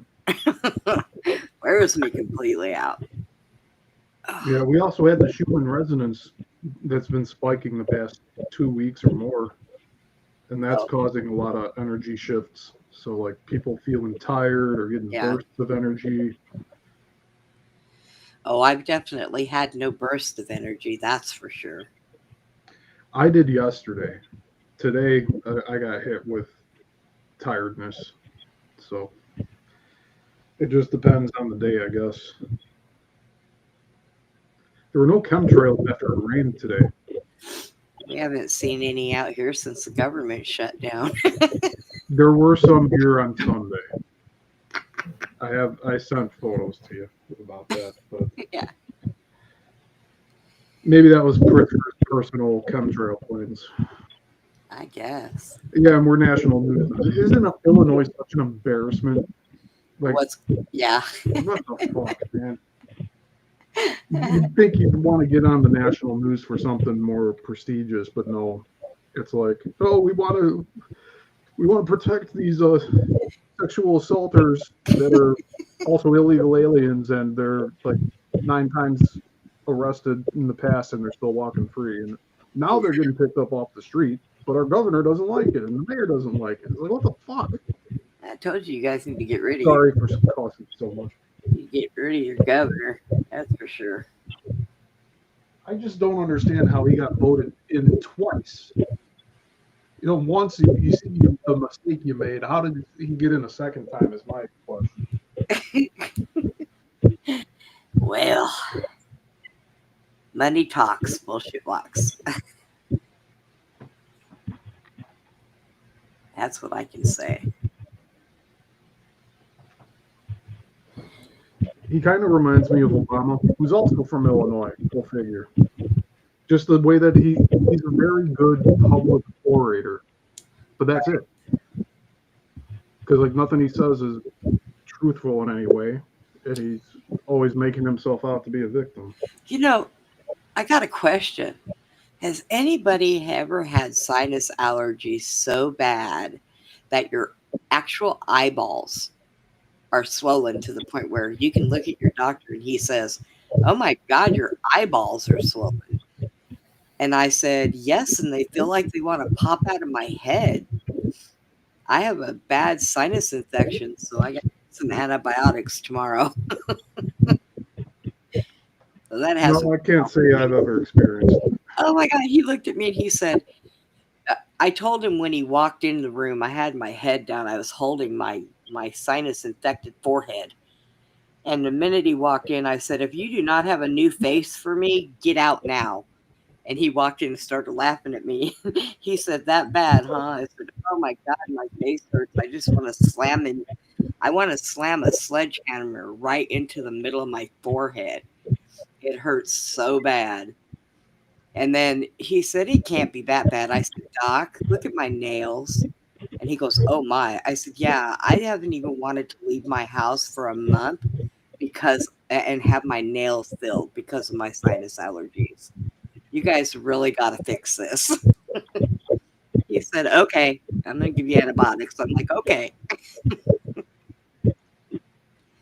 Hey, Steve, I wanted to say also that in 2008, because I had to look it up again but I remember this, when Obama got the presidential thing in 2008 in Chicago, they had a three number ping pong ball that came up and it said 666 on the balls that came up on that 3-ball lottery or whatever. You remember that?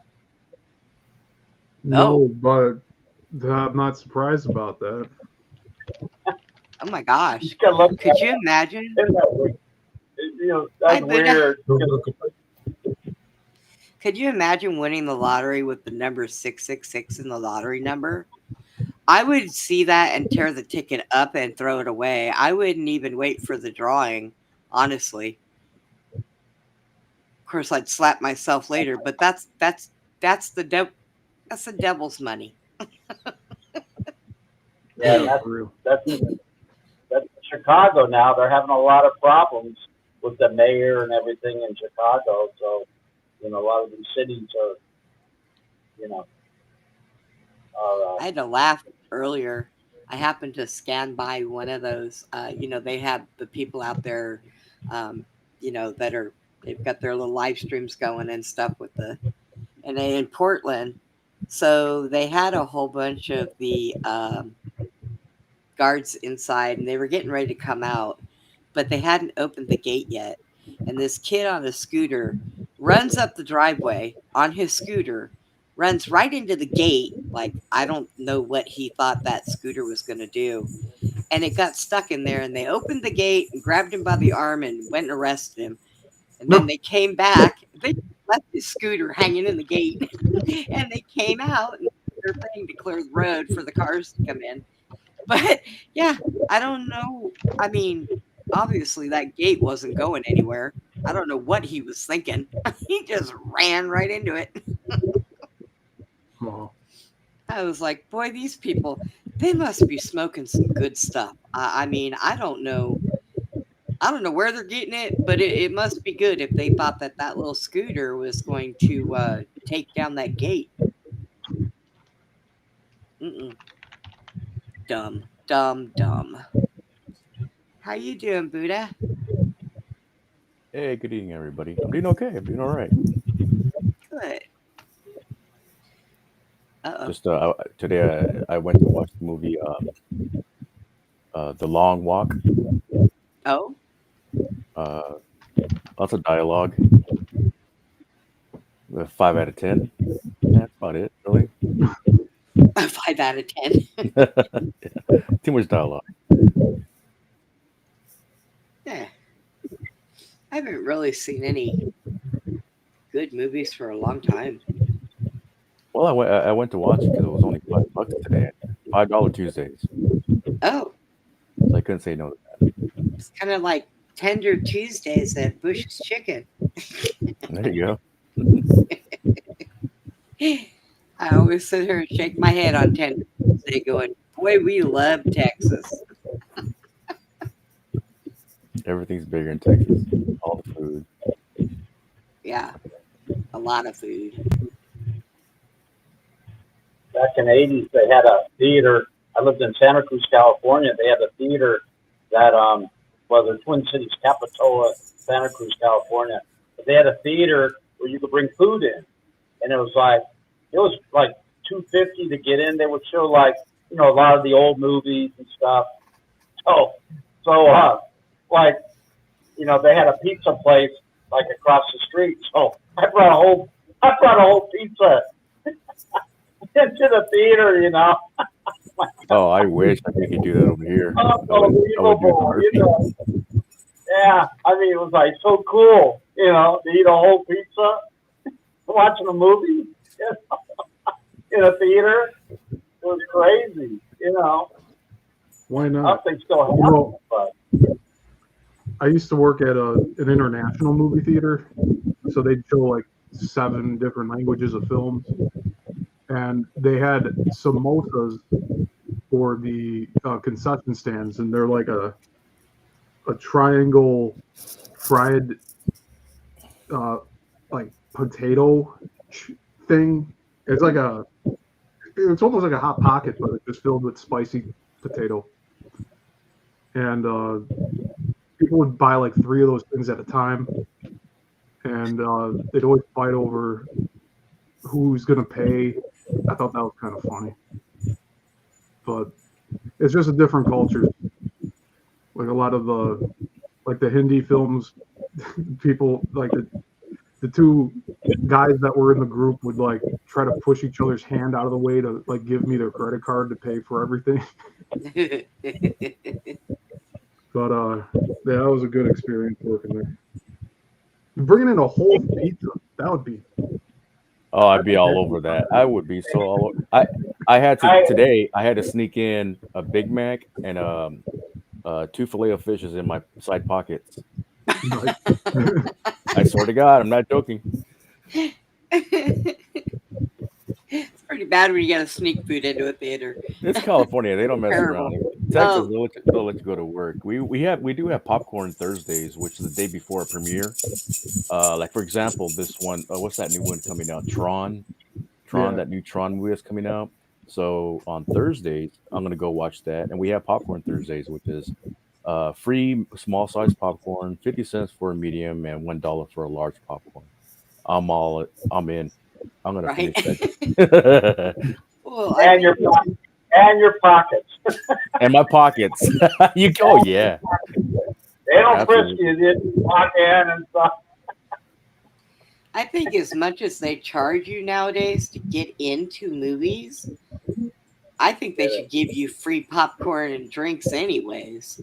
Yeah, we got military discount. I'm taking advantage of the military discount, but you're right. The prices are still insane. I don't know what's going on with that. We still, here in Texas, we still have a drive-in. And now I haven't been there for a while, but I know it's still there.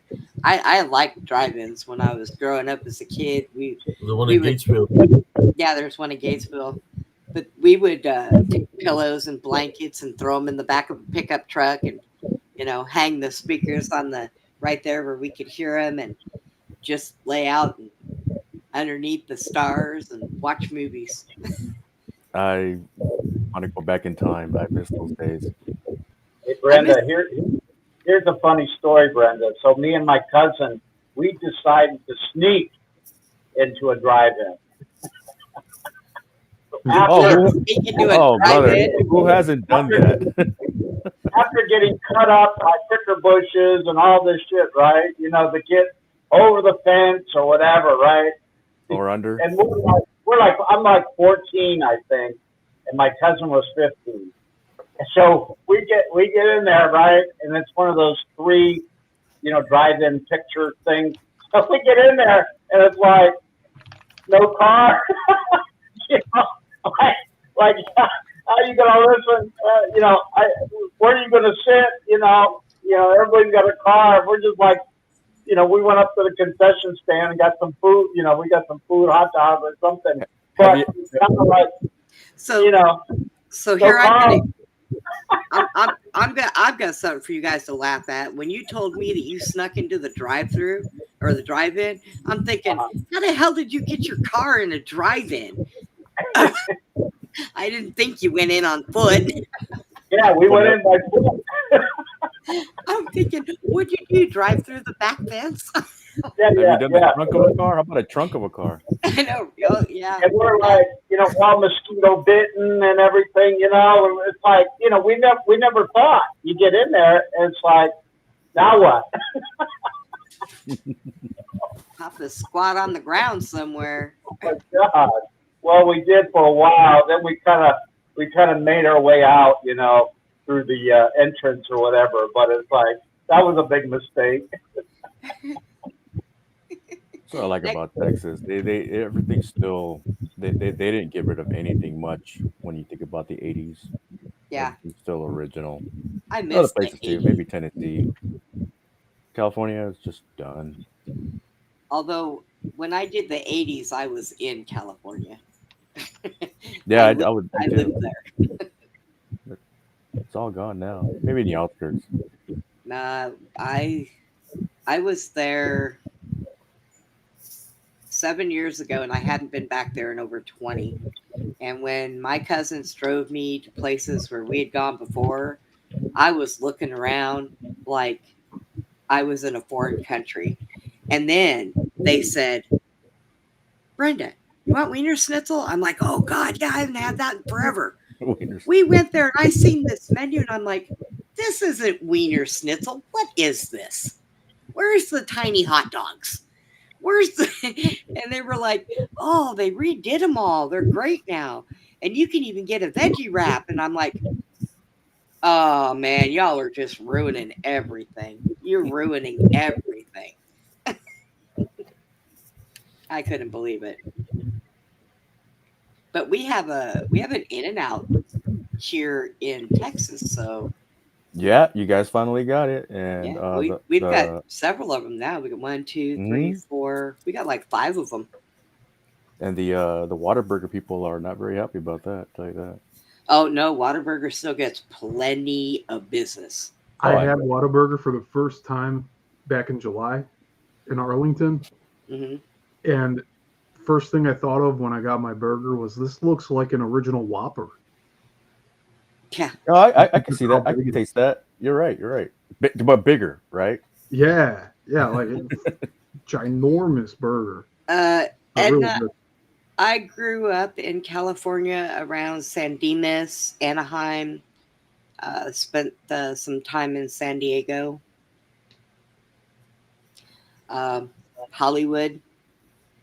So you were big with In-N-Out and Fat Burger. Yeah. Yep. 24/7 Fat Burger.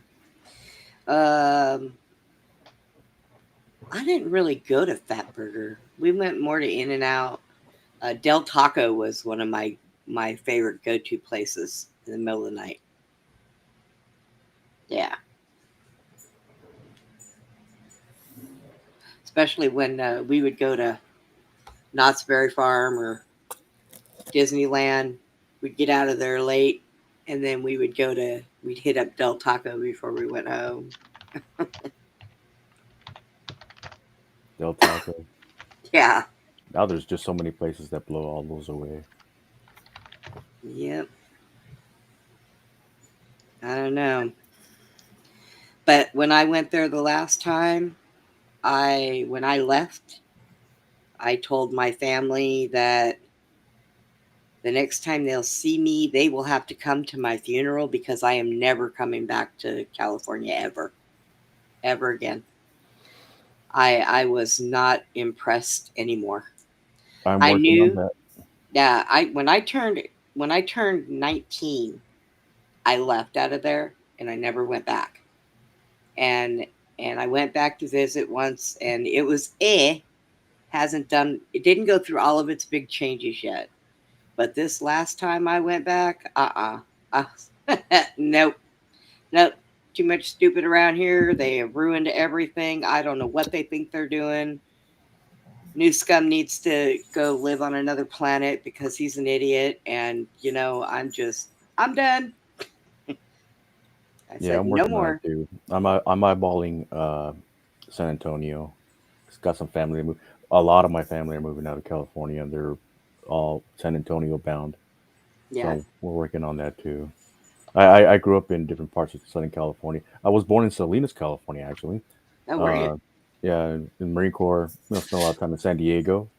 Yep. I lived in uh, I know it sounds weird, but it's South Central Los Angeles. I lived in the hood once upon a time. Yeah. I had friends in the hood. I was there all the time. But Yeah. I lived with a Navy guy. That's how I ended up in San Diego. I mean, in San Diego. Arizona. I was dating a guy in the military or in the Navy. And when he had left to go on one of his 6 months tours, he said, pack your stuff and live at my house while I'm gone. And then when he came back, he said, you might as well stay. I'm like, okay. So I lived out there for a while. And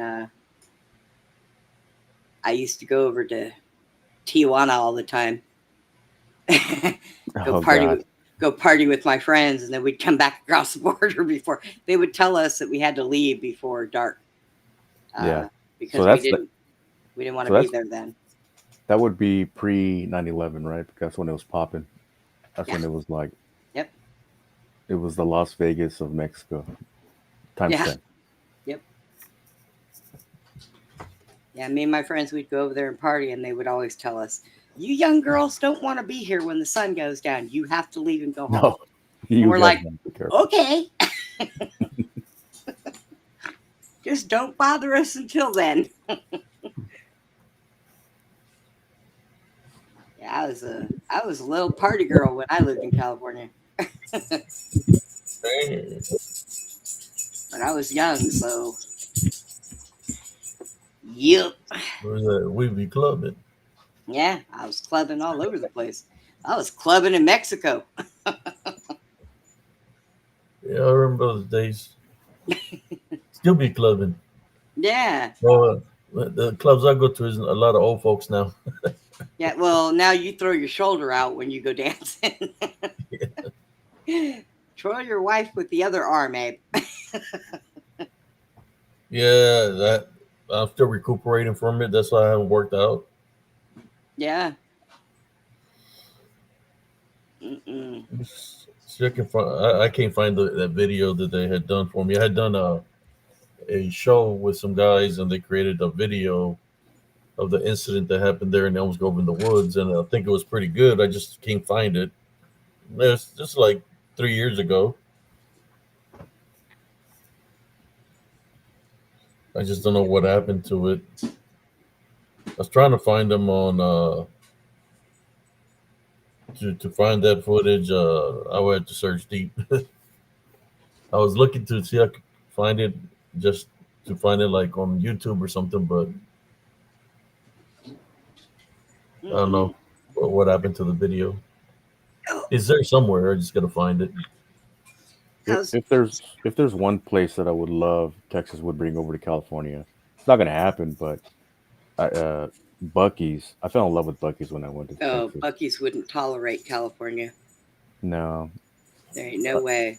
You walk in there and you rob from that. Well, they're used to out here. You rob from a Bucky's out here, and they'll shoot you in the ass before you get out the door. yeah, I think it's the supply chain is too difficult to get to California, but regulations and all that crap. It's crazy. Yeah.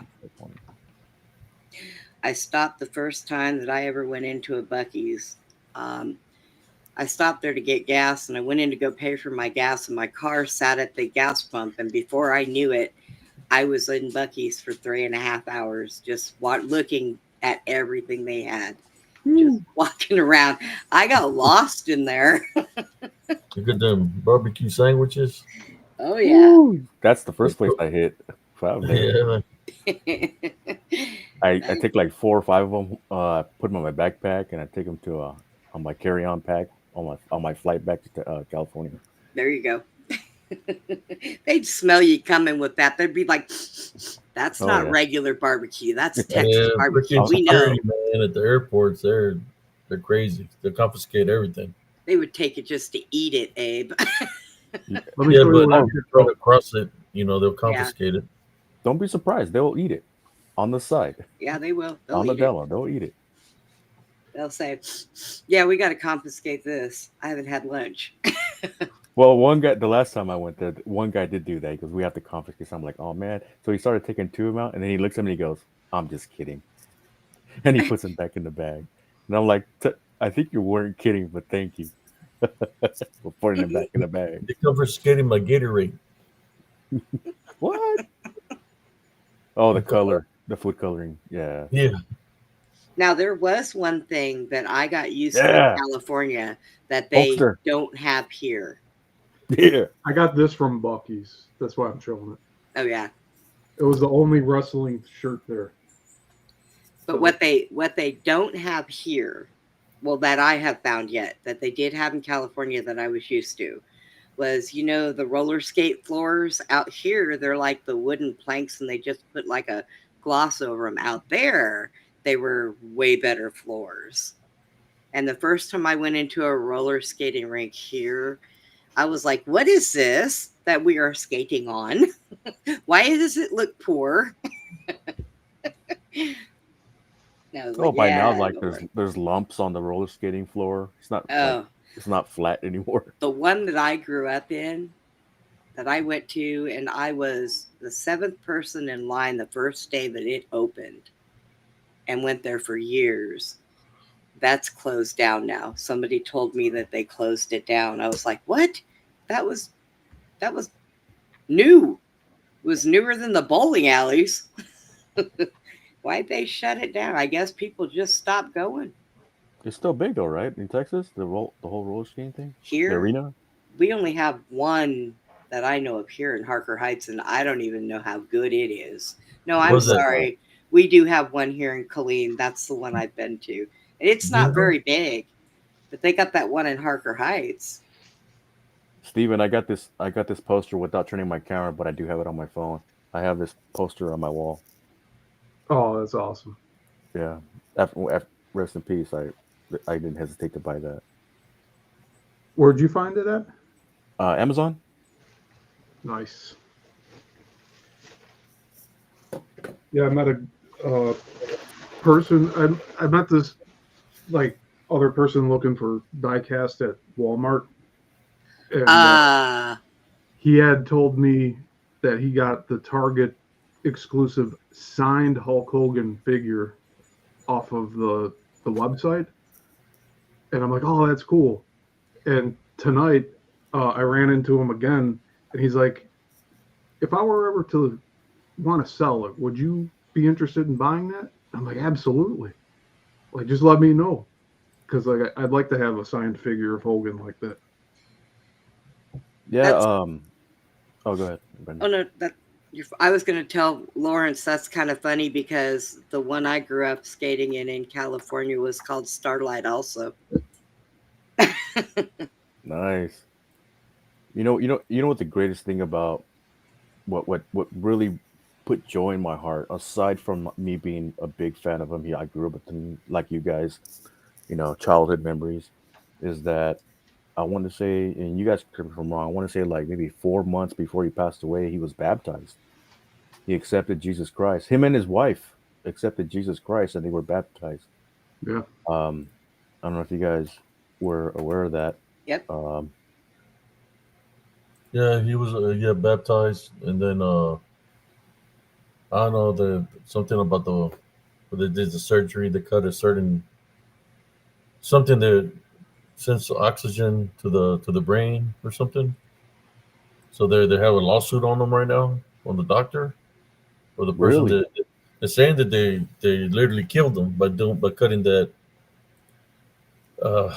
something that sends oxygen to the brain. They cut the certain vein, and that's what killed them. They're Oh saying shoot! that they murdered. They're saying that they murdered him. Yeah, I had heard that the surgeon was anti-Trump and thought he could take him out that way. If that's true, that's very demonic. Oh, yeah, I heard about some foul stuff. I was watching like Bubba the Love Sponge show just to catch up on that stuff. I'm like a month behind now, but he was looking into that. He was actually questioning it right after it happened, and he was talking about how no, like the signs weren't looking good when everyone was saying that he was recovering. Like Eric Bischoff and Jimmy Hart, they were all saying everything's fine.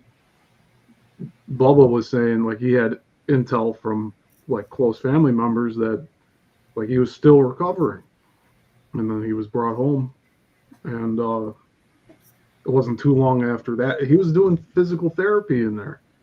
Yeah. So something happened where just everything went south. I hope it was just an accident, Man, but it doesn't. I don't know what church he went to. I posted the link of him getting baptized, Brother Abe, on private chat. You want to share your chat with your chat, but it looked just for the baptism itself. It looked like to me it looked like a normal baptism. But I don't know anything about the guy that baptized him. He looked happy. I mean, he would look happy, right? You'd think so. There it is right there. Where he got baptized. If y'all want to check it out, folks. Laramie, are you still in my bushes? Oh yeah, I'm just Okay. doing something. Don't let the mosquitoes eat you alive In out the there. Are you bushes. sleeping? No. Just listening, just chilling out. I can't believe it is still so hot right now out here. How old was Hulk Hogan? Oh God. I can Like tell you right now. 72? Yeah, he was. I think it was like Yeah, 72. 71. 71. That's So young. Yeah. It really blows my mind that McMahon outlived all of his all stars. wrestlers. Yeah. Yeah. Yeah, Flair too. Like I Ric got to Flair. meet I got to meet him in July. Oh, Flair. Yeah. Oh, he took it to work. You see the video of him when they Yeah, were? I think it was. I want to say it was. What are those reporters guys? TMZ. yeah, I saw that interview. And boy, I dropped a tear. It's hard to look at him talk. It's overwhelming. Yeah, he's He, traveling. I think his granddaughter's traveling with him to all these like events, signings and stuff. So like I think that was at an airport when he did that with TMZ. But yeah, he took that really rough. whew, that was Like deep. just think of all the guys that like he used to hang out with. Like these guys are all people. They used to travel the road cross Hmm. country almost 365 days a year, Yeah, going all these territories together. So they all knew each other really well, really 100%. personally. We only know them from the ring, but after the ring, they got to go take a shower. They got to go back to their hotels, go eat dinner with each other, and they were really, really tight friends. Hmm. I think the other one that's old and still wrestles is Jimmy Valiant. He's Valentine. still alive. He's got his own little wrestling promotion. Yeah, and He's up Valiant. there in age too. yeah, Jimmy Valiant, Great Muda, I think just retired, but he was still doing stuff for a little bit. It looks One like of the he's hit, having trouble getting around. one of the Hitman guys, or no, maybe not him. Piper was like he rode till the wheels fell off. Yeah, yeah, they brought him back into WWE early 2010s. He was doing Piper's Pit again. That's right.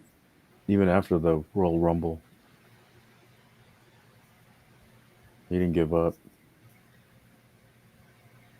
Yeah, there's not too many left from that golden era, unfortunately. No, And Sheik passing away, but I think that Sheik was last year.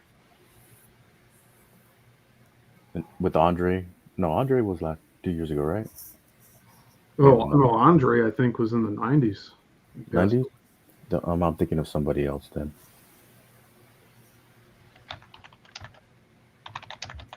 those days. Yeah, 93. Hmm. Just looked that up. I'm totally thinking about somebody else. Somebody big, Big tall. big and tall. Big Show is still around. He is having trouble walking though.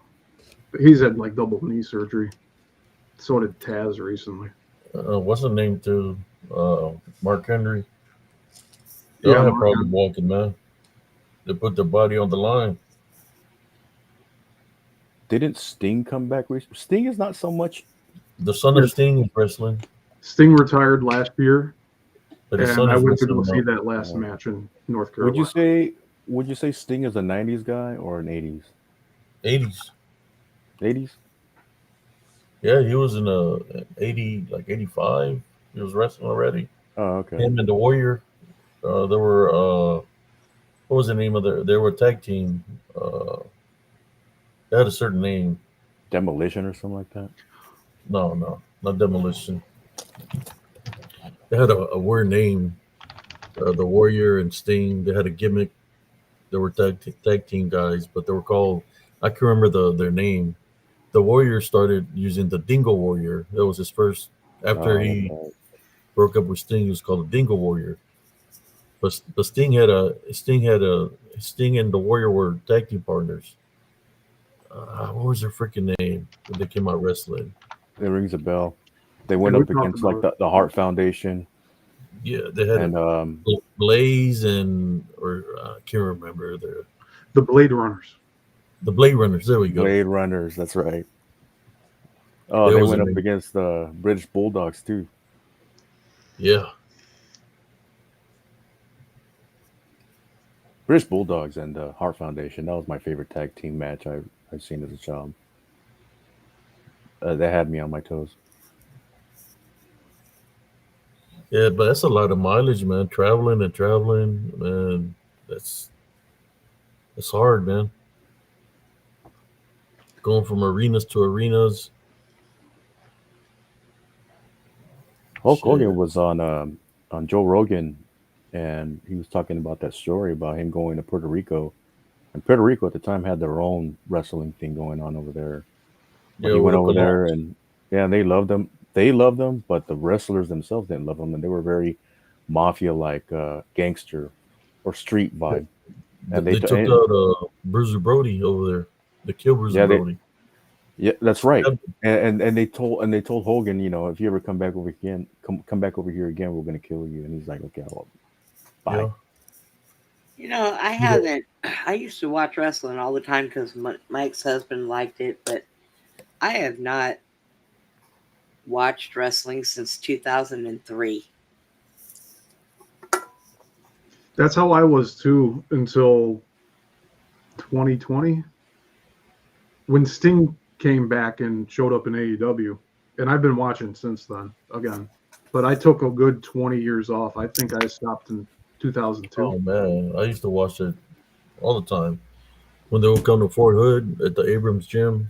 Now Uh, I have been, yeah. Now I've seen one of those. I went on Fort I, Hood to watch one of I was a those. soldier, and they came to wrestle for the soldiers at the gym. Yes. And me and my good friend from Louisiana, Jack Lowe, was like, come on, CS, let's go check out the wrestlers. He had that accent. I said, all right, man, let's go check it out. The Man, wrestlers. I seen Sting was there when he had the young version of Sting, the Steiner brothers, Greg the Hammer Valentine, Yep. uh, uh, what's his name?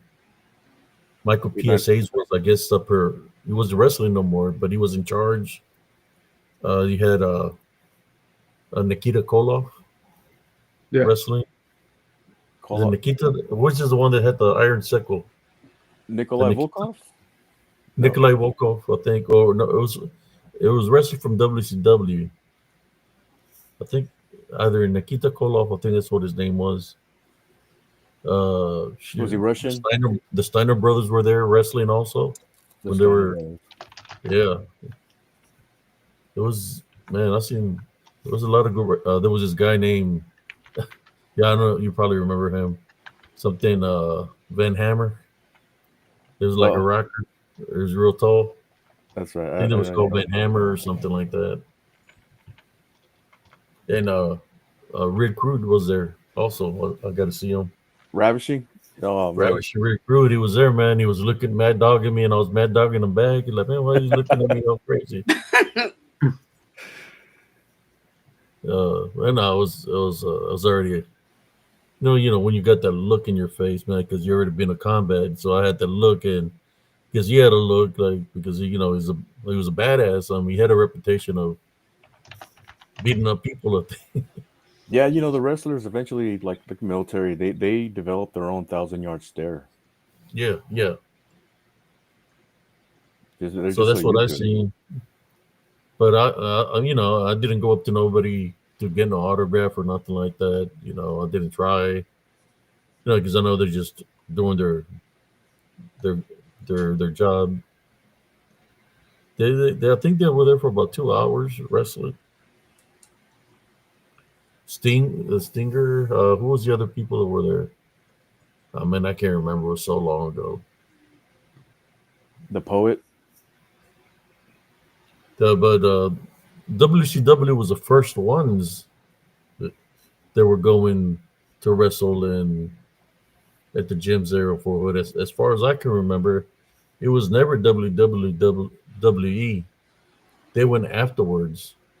But the first ones that I remember when I was stationed over Hood was WCW. Mm. After then, it was when everybody started getting deployed, like in '95. Then before I got out, it was WWE coming and visiting.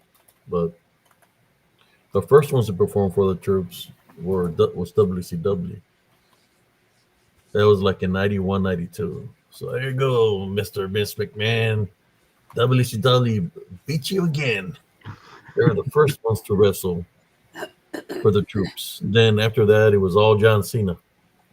Yeah. Uh, John Cena, The Big Show, Kurt Angle. They started showing up on Fort Hood. That's when I was fixing to get out of the military. Check you out, Steven. No way, dude. Sitting on my desk here. Yeah. I have his buddy too, Scott. Oh shit, dude. So what my See, room's like here. I got a Scott Hall over there, and brand new. Yeah, I got it stored in my closet. A Scott Hall. I got a poster of Bruce Lee, a poster of Goldberg when he was in his prime. Goldberg. Yeah, I got it. My son has it. He's got it hung up on the wall. A picture of Bruce Lee. I My found that at a state sale. They're like, I went into the attic and I was looking, and I went to this little room. The first thing I saw was that this thing. It was like a box. It was closed up. I opened it up. It was a poster of Bruce Lee, and I bought it, man. And my Nice. son got it in his room. He even got a tattoo, the one that talks about water and stuff like that. He got that in different language in his arm. What was it saying that he was saying, Bruce Lee? Something about be like water. Yeah, yeah, it's saying be formless, be shapeless, like water. Yeah, something like that. Yeah, water it's on his doesn't coat. crash. It doesn't. Not exactly sure, but he followed up on that. Water holds memory. Yes, it does. So My my son's got tattoos, like he even got a dragon, uh, and it's got the thing of Bruce Lee, all kinds of things, man. He tatted himself, man, like big print on his chest, all on his arm. But I haven't seen him get any other tattoos, so maybe it was just a phase. I don't know. my uncle and took my cousin to Toronto to watch the fight with Hulk Hogan versus Mr. Wonderful Paul Orndorff. And this is back when remember Hulk Hogan used to always come in with that song, "I Want to Be an American," Hmm. that song. So that when that song first came out, Orndorff would say, "That's my song," and they would fight with each other, like, "No, that's my song. I'm going to use that song." And they would both come into the ring with that same song. So it's like, okay, let's just handle this once and for all. Whoever wins this match gets to keep that song. And Hulk Hogan beat Orndorff. Wow. Like they couldn't find something else to fight about, but they fight over a song. Well, Hogan was one of the first to come out with a theme music like that. Like they didn't really do that for anybody else, and he I started. never thought about that. I never thought about who had an intro. It was really they just announced. They did the ring announcing, but no music, and the wrestlers Right. would walk to the ring, and then Hogan pretty much commercialized that whole concept. It's like, oh, I'll give a theme with an entrance. And it worked. Look, like every wrestler has an entrance and a theme now. Pretty much everything. UFC and everything else that goes with it. Yeah. I still cannot believe that Hulk Hogan went before Ric Flair. Yeah. I mean, that just dumbfounds me. He got taken out. That's what happened. Yeah. Just, Yeah, Guerrero too, man. The first wrestler I ever seen is when in the 70s, early 70s, when I was like 2 or 3 years old. It might have been 2. Andre the Giant. Yes, ma'am. Andre. Yep. Andre the Giant. Andre the Giant. They had brought this big old tent, and they had the ring set up and all kinds of chairs set up, and freaking there was a guy selling hot peanuts, and the Giant was wrestling. Then he came and picked me up. I was like just a little kid, and you just see him with a big old smile on his face, and he gave me back to my dad, and he just walked away. But man, he was huge. I mean, for me being a little bambino, he was a big guy, man. He was scary. Yeah, Lawrence. I was going to say that too, Lawrence. Ric Flair looked like an old man when I was young. I almost met King Kong Bundy before he went up against Andre. Hulk Hogan body slammed both of them, King Kong Bundy and Andre the Giant. I had my 3 favorites, and that was The Undertaker and Stone Cold and oh, good God. Brenda, where's your mind? Abe said it earlier, the other bald guy. Goldberg. King Kong Bundy? Yes, Goldberg. Goldberg. I can't believe I forgot his name. God. Yeah, Goldberg was messing everybody up. Ask what's his name? Hart. Ask Bret Hart. Bret Hart. He got the WCW screw job when Goldberg injured him. Lawrence said that that Ric Flair has been 70 for 50 years. He don't age. Right? He's still up on what was the name of that mountain? The roller coaster. Space Mountain. Space Mountain. He's like the longest line. Longest ride. I know. I have a friend that is like his ultimate. And he used to always walk into the office yelling that "woo," and I looked at him one day. I said, "If you don't shut up, I'm going to strangle you with a feathered neck piece. I'm just going to choke you out." He did that everywhere. Walk in the office, be pitch quiet, and all of a sudden he'll sneak in there and holler like that. And I'm like, dude. Ric Flair was crazy back in the day. Flirting with women, doing the helicopter in front of him. You got a plane ride from the airplanes. Oh my God! Who was the one that always walked in? Well, maybe not him. His assistant, his manager, walked in with a suitcase, and one day he got defeated, and they finally opened up that suitcase, and there was a rose inside that suitcase, and with that rose being inside the suitcase, he turned into a fruity guy, like, gay, whatever. I don't know. What the hell? Like he started acting fruity, for lack of a better word, when the suitcase opened and there was a rose inside of there, and that he changed his image there going on forward. I wonder who the guy was. It was a suitcase that was tied. No, like it was the manager had it tied to his. He says whoever opens up the suitcase will reveal who I really am. And the suitcase finally opened, and there was a rose inside of it, and he started acting fruity. He had to put a new rose in there every time. Yeah, because who is if he that, would've man? just put it in there and kept it there, I'm pretty sure it would have died. Adrian something. Adrian Street. Adrian Street. He would paint his hair and put lipstick, makeup on. That's got to be him. The street Oh, part. well, there was Adrian Street. There was that he would do. He had a song and he would sing a song. He had like Goldie put ponytails. Yeah. Huh? You had Adrian Adonis. Adrian Adonis. Shit. Wait, I think And that's then you had it. Adrian Street. He was one of those Adrians. There was two Adrians, Adrian Adonis and then Adrian Street. Adrian Street would sing a song and pretend to be a female. Ew. Hey, I'll be right back. I'm just going to mute. That's him.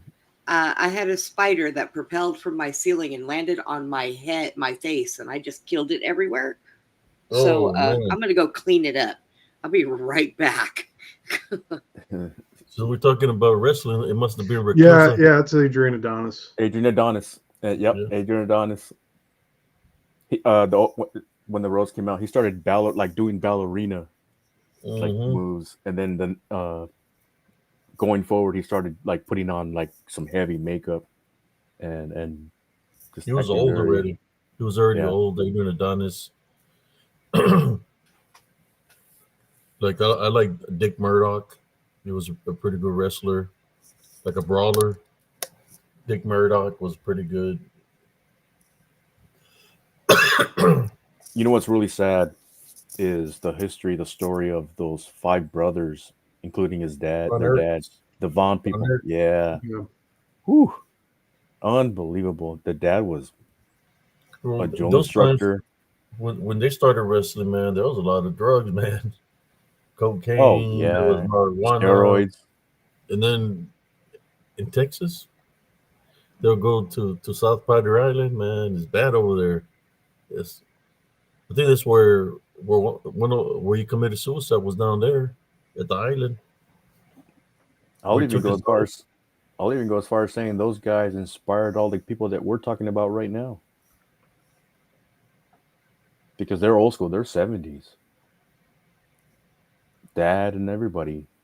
But just one by one falling down is I mean, whew. Nobody wants that. Yeah, and you have to wonder why all that happened to them the way it did. The dad was a tough cookie, and he just, man, the dad didn't want it anymore. Kind of like a generational curse, man. Because all the brothers died except Kevin, yeah. Kevin and is the only brother that's alive, and his sons are wrestlers. And then you got Kevin's daughter that was wrestling. I know she still wrestles, but she has children, and they might pick up the name too, Von Erich. I can't remember her name. She used to wrestle in TNA. But yeah, she looked just like her dad. I didn't know his sons were wrestling.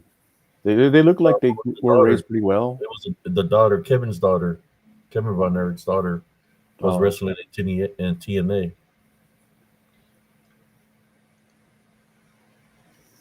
But now Kevin and his son, Kevin's sons are wrestle. They wrestle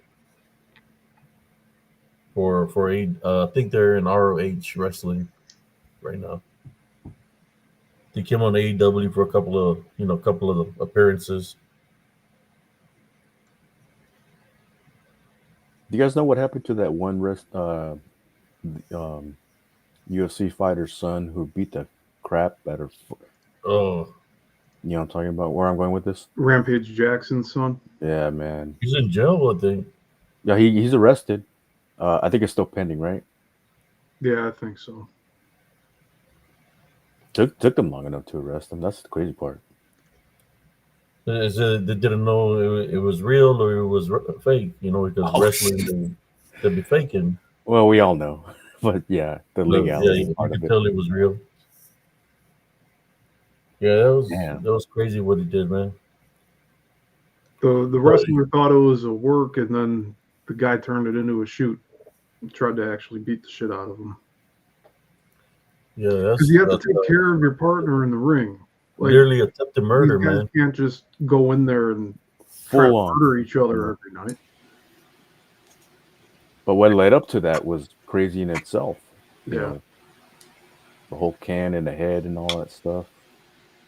Young man wasn't ready for that. He just that was uncalled for, but he apologized, but still that was kind of weird that he even did that in the first place.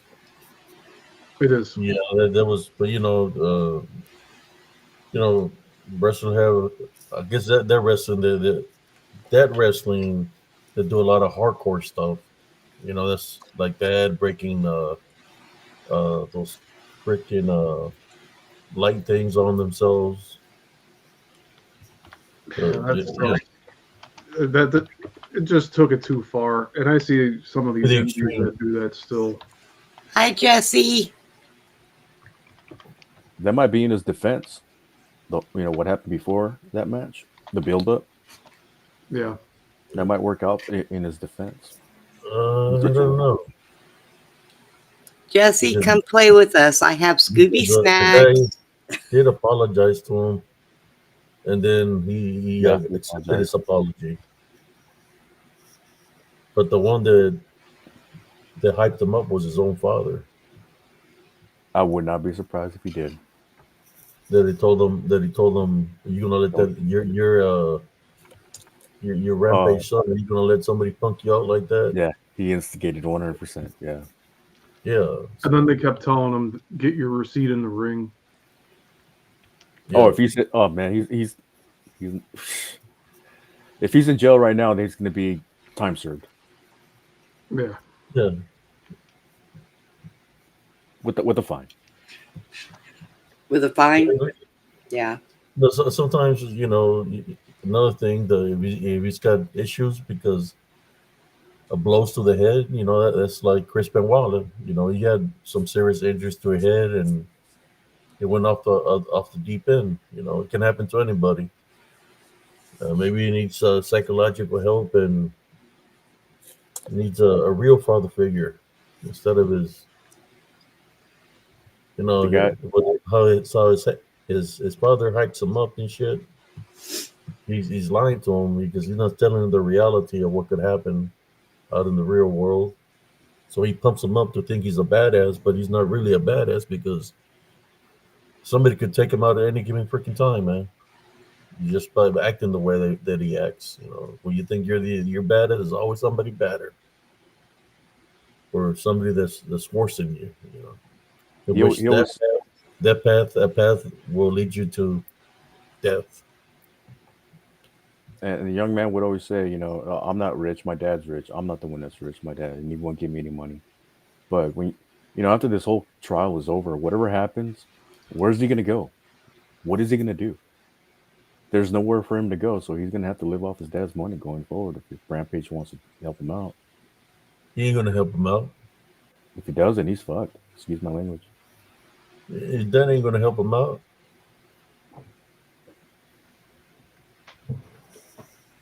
The guy that the victim, if you want to call him a victim, I guess he's a veteran himself.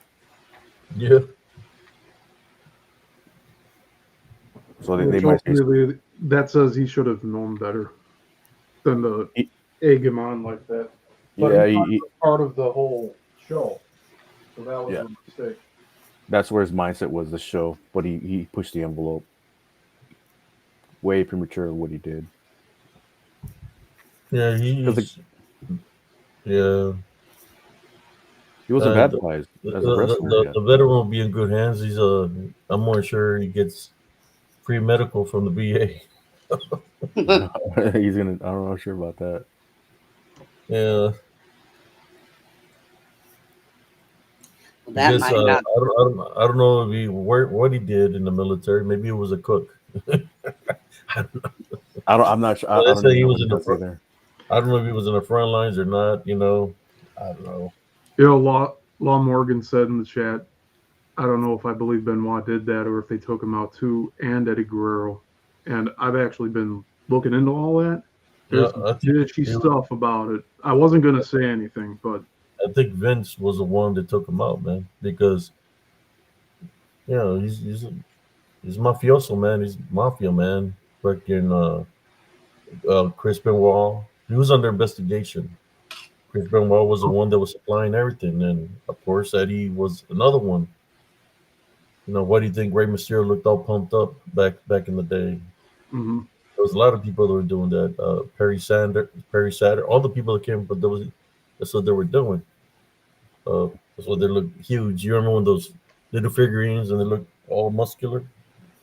The steroids, man. Well, you remember that match where Eddie Guerrero was? I don't know if he was role playing or he was really having somewhat of a heart attack. You guys remember that match? It was supposed to be like part of the feud, so like apparently it wasn't a real heart attack, He but had it me fooled. looks real looking at He that. had me fooled, dude. Yeah, JBL looking all concerned and shit. Like, yeah, I remember that. And then it's not too far after that he passes away. But Look, man, look at Lex Luger. He was on the steroids. Look what happened to him. Yeah, just waking up one day and being paralyzed in a hotel room. You got to crawl out of bed and call Diamond Dallas Page. Be like, hey, Kevin come get me. Sullivan was. There was a lot of wrestlers that were on that stuff, and they were doing coke. Look at the Road Warriors. There's videos where they're all freaking doing coke and stuff. just to just to go on to their next match, their schedule was too tight. They needed some like R&R. They needed some relaxation, some time to recover. I mean, they're I don't know about you guys, but you get a beating like that, I'm gonna need like a week, I if don't know minimum. how much money they were making. Man. I was trying to find the video and it booted me out. Freaking Facebook. The one that I really liked that I wish it never passed was what's his face? One of the Hart brothers, man. The way he Owen. died, man. Oh, Oh and yeah, man. I'm surprised nobody recorded the. Well, it maybe came there's out on a. So screen. I read into that too. There's footage of it, but it's like I one of think the he was already forbidden tapes. deceased. I think he was already deceased before he even hit the ring. So they didn't test out the quick release cable, the latch. They didn't test out the one they used. They tested out a different one before the show, and then Owen might have been adjusting the cape because it was like tangled and something, and I think that's when that happened. And he just like pulled the quick release by accident.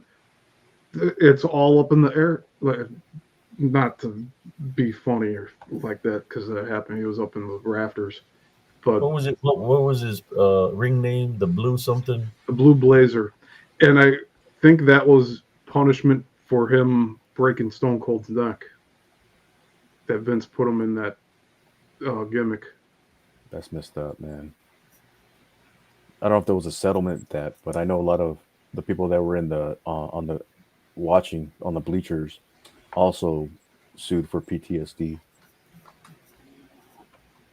Yeah, I was always under the impression his like head hit the corner pole. the corner turnbuckle, but he fell and hit the top rope. Uh, so he kind of like all of his momentum just bounced into that top rope, and then he fell backward. So like his whole chest would have been messed up if he survived that. And he was a good wrestler too, man. There's not one single video out there I could find, and I dug in deep, and there's nothing I could find. I don't know It if you should be guys saw. Yeah, on and Law YouTube. says they kept going on with the show. That was crazy. Yeah,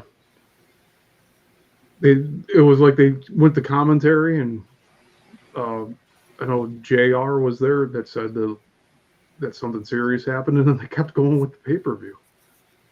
It's like, how can you do that to the live crowd? It's kind of what. It's like, I guess if it's never happened before, you can do whatever.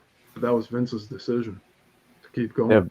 Yeah, Vince's wife was saying, what you just pointed out right now, that we keep going on with the show, but the fans think that we don't give a shit. So from here on going forward, we're gonna if somebody passes away, we're gonna bring everybody out, and you're gonna dress exactly the way you dressed, and we're gonna ring a bell, and all you guys are gonna stand there, and you're not gonna showboat, you're not gonna act anything. We're gonna pay our respects to anybody who passes away going forward. So that's cool that they did that, but they just keep falling like flies. Yeah. Yeah, I mean the wellness policy now, thanks to the whole Benoit thing, I think that saved a lot of guys. But That one again, hit the it's hardest. stringent because they take into account cannabis. So like even if they're taking that to self medicate, I'd rather them do that than do popping the pills, or they'd go to eat when they were doing the territories, like when they were driving from place to place. Each venue had its own doctor, and those wrestlers would get the pain pills from one location, and then when they went to the next one, they'd tell the doctor they didn't get them yet, and so they'd start stocking up over and over and over, and they'd get an abundance amount of pills. So I'm glad that's kind of been done away with, and that they're actually able to get time off now to not have to take pain pills like that in order to keep going and feeding their families doing that. There's a lot of wrestlers that didn't make it over the age of 50. They died in their 40s. Some in their 20s, some in their 30s. You know, I was really happy about, and he wasn't really like a somebody. Was the 1-2-3 kid? He was bad in drugs too, man. I heard about that, yeah, but just the way he came up was like out of left field because he was just one of the randoms. We got cousin Jesse there. How you doing, cousin Jesse, cousin Gilbert? Yeah, he beat Razor Ramon. That's how he got that That's him. nickname. I was thinking about that right now. I Yeah. was like, who was it? And everybody's like, holy shit, this guy's coming up. He's got two. He's got two Hall of Fame rings for the What, for DX and NWO. for the NWO and DX. He was It's next crazy, to right? Yeah, that he was in both of them. I'd actually forgotten for a while he was in NWO, Yeah. but he was. I wasn't really happy with Hulk Hogan going dark, And then being a bad guy. he was in One Night with China. You know what? I'm not afraid of much, but if I ever ran into China in a dark alley, I think I'd probably pee myself. I'd be like, She passed away too, "Officer, Sister Brenda. man, did she pass away?" Yeah, it was suicide, I heard. Well, she kind of, after she had her injury and they had to do surgery on her, kind of knocked her out of wrestling for a while, and She started hanging around with Ron Jeremy. That's then what Hunter, happened. yeah, and then Hunter went and married the boss's daughter. She started doing porn, and he had Oh, hooked on drugs and stuff. Doing, I didn't know about that. no, she wasn't Yeah. doing porn. Yeah, she was. That's why she's not allowed in the Hall of Fame right now. Was she? Yeah. I could not ever imagine that woman with her clothes completely off. I'm not gonna look her up. I'm gonna keep Yeah, it. don't look at it. Don't Yeah, look yeah. at I'm not.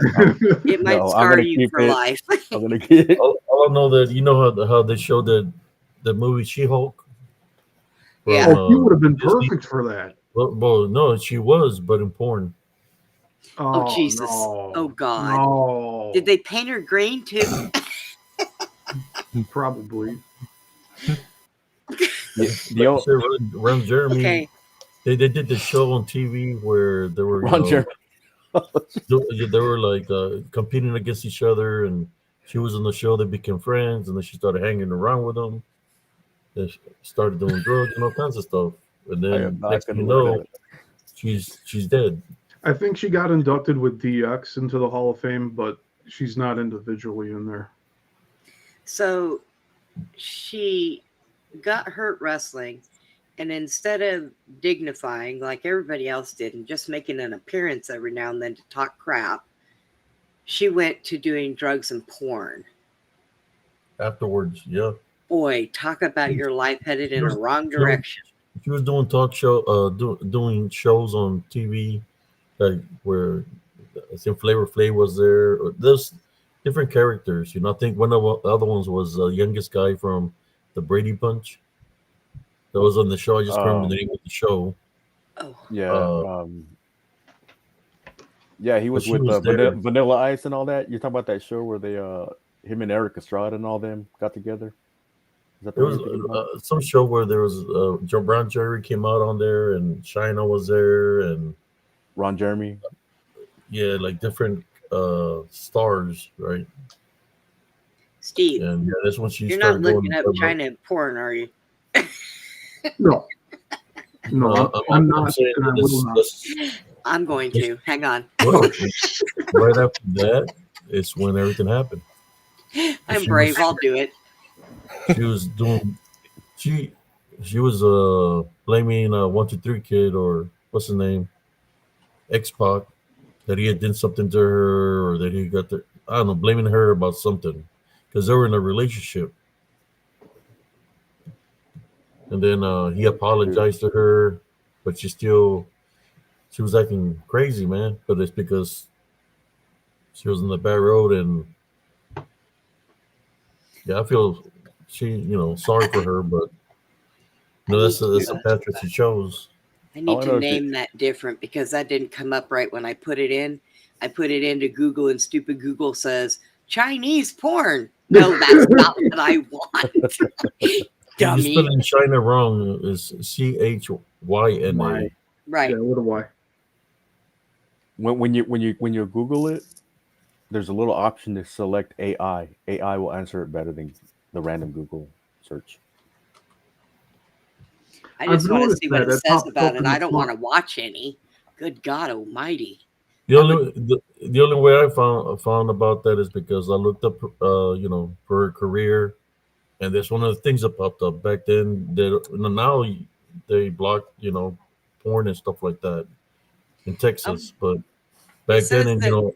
how everything pops up, it popped up there, and I was like, what the hell is this? What is this? I said, that can be, it's probably an impersonator or something. No, but it was her. It said that she wanted to do more porn before her death. There you go. Well, girl, I cannot believe you. Well, to each their own. Shame on you. Shame. Shame. I'd rather just go look at Cheech and Chong in their old age. You know, the only female wrestler that I can think of that stayed on rails, kept her dignity, and is still doing good today. She's a sweetheart. Is Gina Carano. Aside from what Yeah. she went through with, well, she didn't do anything bad, but she settled with Disney. Now she's like filthy rich because of it. But she was always a sweetheart. I think she was dating what's his face who played Superman, Henry Cavill. Jesse said that she was on the Howard Stern show. You know, I can see Yeah. that because Howard Stern's a loser, and everybody he has on his shows are a bunch of crap. Mm-hmm. But she's still nice. She's still great. She's doing good for Oh, no, herself. no. We were talking about China. But the Oh. other one, that's Or I was. what's her name? Sunny is in prison right now. Remember Who? Sunny? Her name was Sunny. She was in WWE. Why is she in I prison? think Who Oh she yeah, killed? like Sunny she murdered somebody or something like that. something like that. Yeah. She was drunk and she killed somebody. Yeah, that. I don't know why people think that they can drink and drive and turn into Superman and not harm themselves or anybody else. Yeah, it was an older man she killed too. Oh, jeez. That's so sad. And the other one that went into that was the daughter, the one that came out in Different Strokes, the white girl. I Oh, think she yeah. committed suicide too. Yes, she did. A lot of childhood actors from back then they ended up with like lots of mental problems. Gee, I wonder why. And quite a few of them did take their own lives. The 80s. Yeah. I mean, like, Well, 80s was I don't something blame else. 80s. I blame Hollywood and the way and the things that happened to those kids when they were childhood stars. And All of I them. blame their parents too, because their parents should have never left them alone with them. They I just don't wanted the care what money. they said. Yep, they just wanted the money. You name a childhood kid that passed away or is not good today mentally because they started off as kids and they were abused Yep, in the 80s. yep, All of them. yep. Some of them came out and started talking about it, saying, this happened to me, that happened to me. But it's so, what's that word where you cannot get sued or Yeah, anymore? yep. Um, I know what you're talking about. it's been so long that, your With words are, Well, I mean, with prejudice or without prejudice, someone with prejudice. uh, it's like look at Michael Jackson. Okay, the Jackson 5 came out. Michael Jackson was 5 years old when he started singing. His father never allowed those kids to be kids. So when he built his home with all the rides and all that stuff, it wasn't only for those kids, it was for him to be a kid because he never got to be a kid. Now imagine growing up at 5 years old, being put in a limelight, and all your father's doing is having you work, work, work. He never got to really go to school too much. I think they had people who like tutors that used to travel with them to try to teach the kids school, but you know, he was never allowed to go outside and play, make friends. the None of documentary was wild. that. One thing I that people don't didn't. know about Michael Jackson, he actually knew how to box. They say he was real fast and had good hands. Well, did you see the way he used to do his little sidekicks? Okay, I never seen his foot move. Say he knew how to box. He beat up some guy that was messing with a girl. He told her to leave her alone, and Michael Jackson boxed the hell out of him, beat him up. Well, With all imagine. that dancing, it's somewhat of the same like shadow boxing. Yeah. Those moves, techniques that he does, Well, that he he comes also up by had. himself. Look, he was the youngest one, and he had all those brothers. You mean to tell me that they weren't boxing with him or sparring with him or fighting with him? Or he was little. He had to defend himself. So I imagine he learned. Oh my gosh. I don't even know who to believe anymore when it comes to Michael Jackson. Like the, the accusations, I don't even know. You see, you see Jesse in the chat. I don't think Michael Jackson was a child predator or anything. No, he was not. They He was blamed it. actually he was calling out the music industry shortly Yep, before he got. They probably I they think there's did some that. truth in They that. did They that trying to ruin him and set him up. protect themselves. Yeah, You have to look at it from a perspective that he's actually was like what Brenda was saying. He was trying to relive his childhood. So in a way, yeah, all of the stuff he was doing was just innocent. It was literally just, hey, yeah, I'm Michael Jackson. Come hang out with me, because I never had friends when I was growing up. And yeah. it sounds like I'm sympathizing with him, but like from an objective point of Well, view, and also considering what he was talking about before he passed away with calling out the music industry, I kind of fishy. seen like a like how 2020 does these things, and I seen one where two of the kids when they were younger and they went to court and they accused him, but now that they were older, they went back and said we did that because our parents told us to because they wanted the money. They said he never touched them, and I'm like, well, duh. Wasn't it? What was the name of the kid from? What's the name of the movie? The one of the Jaime. What's his name? Start with an A. Oh, Corey Corey. Feldman, Haim, Corey Corey Haim. Haim. Corey Haim. He passed away. Yeah. I think Well, he took, him and took the his other life. Corey, they got abused by Martin Sheen, Yeah, and That I believe. yeah, His they by testimony. Charlie That I Sheen. believe. Yeah. that Charlie Sheen, And not I would Martin, not Charlie. be surprised if River Phoenix was a victim as well. Yes, he was. Yeah, there's a lot. There's a lot of them. I mean, I can go through list and list and list of these people because, and it's sad. It's sad that, you know, these kids thought that they, had something good. They wanted to be singers, they wanted to be actors, and they had passion for it, but they could only do it if they had people like Diddy or Charlie Sheen or whatever other big name said, I'll take you under my wing. What they really meant was, I'll take you in my pants.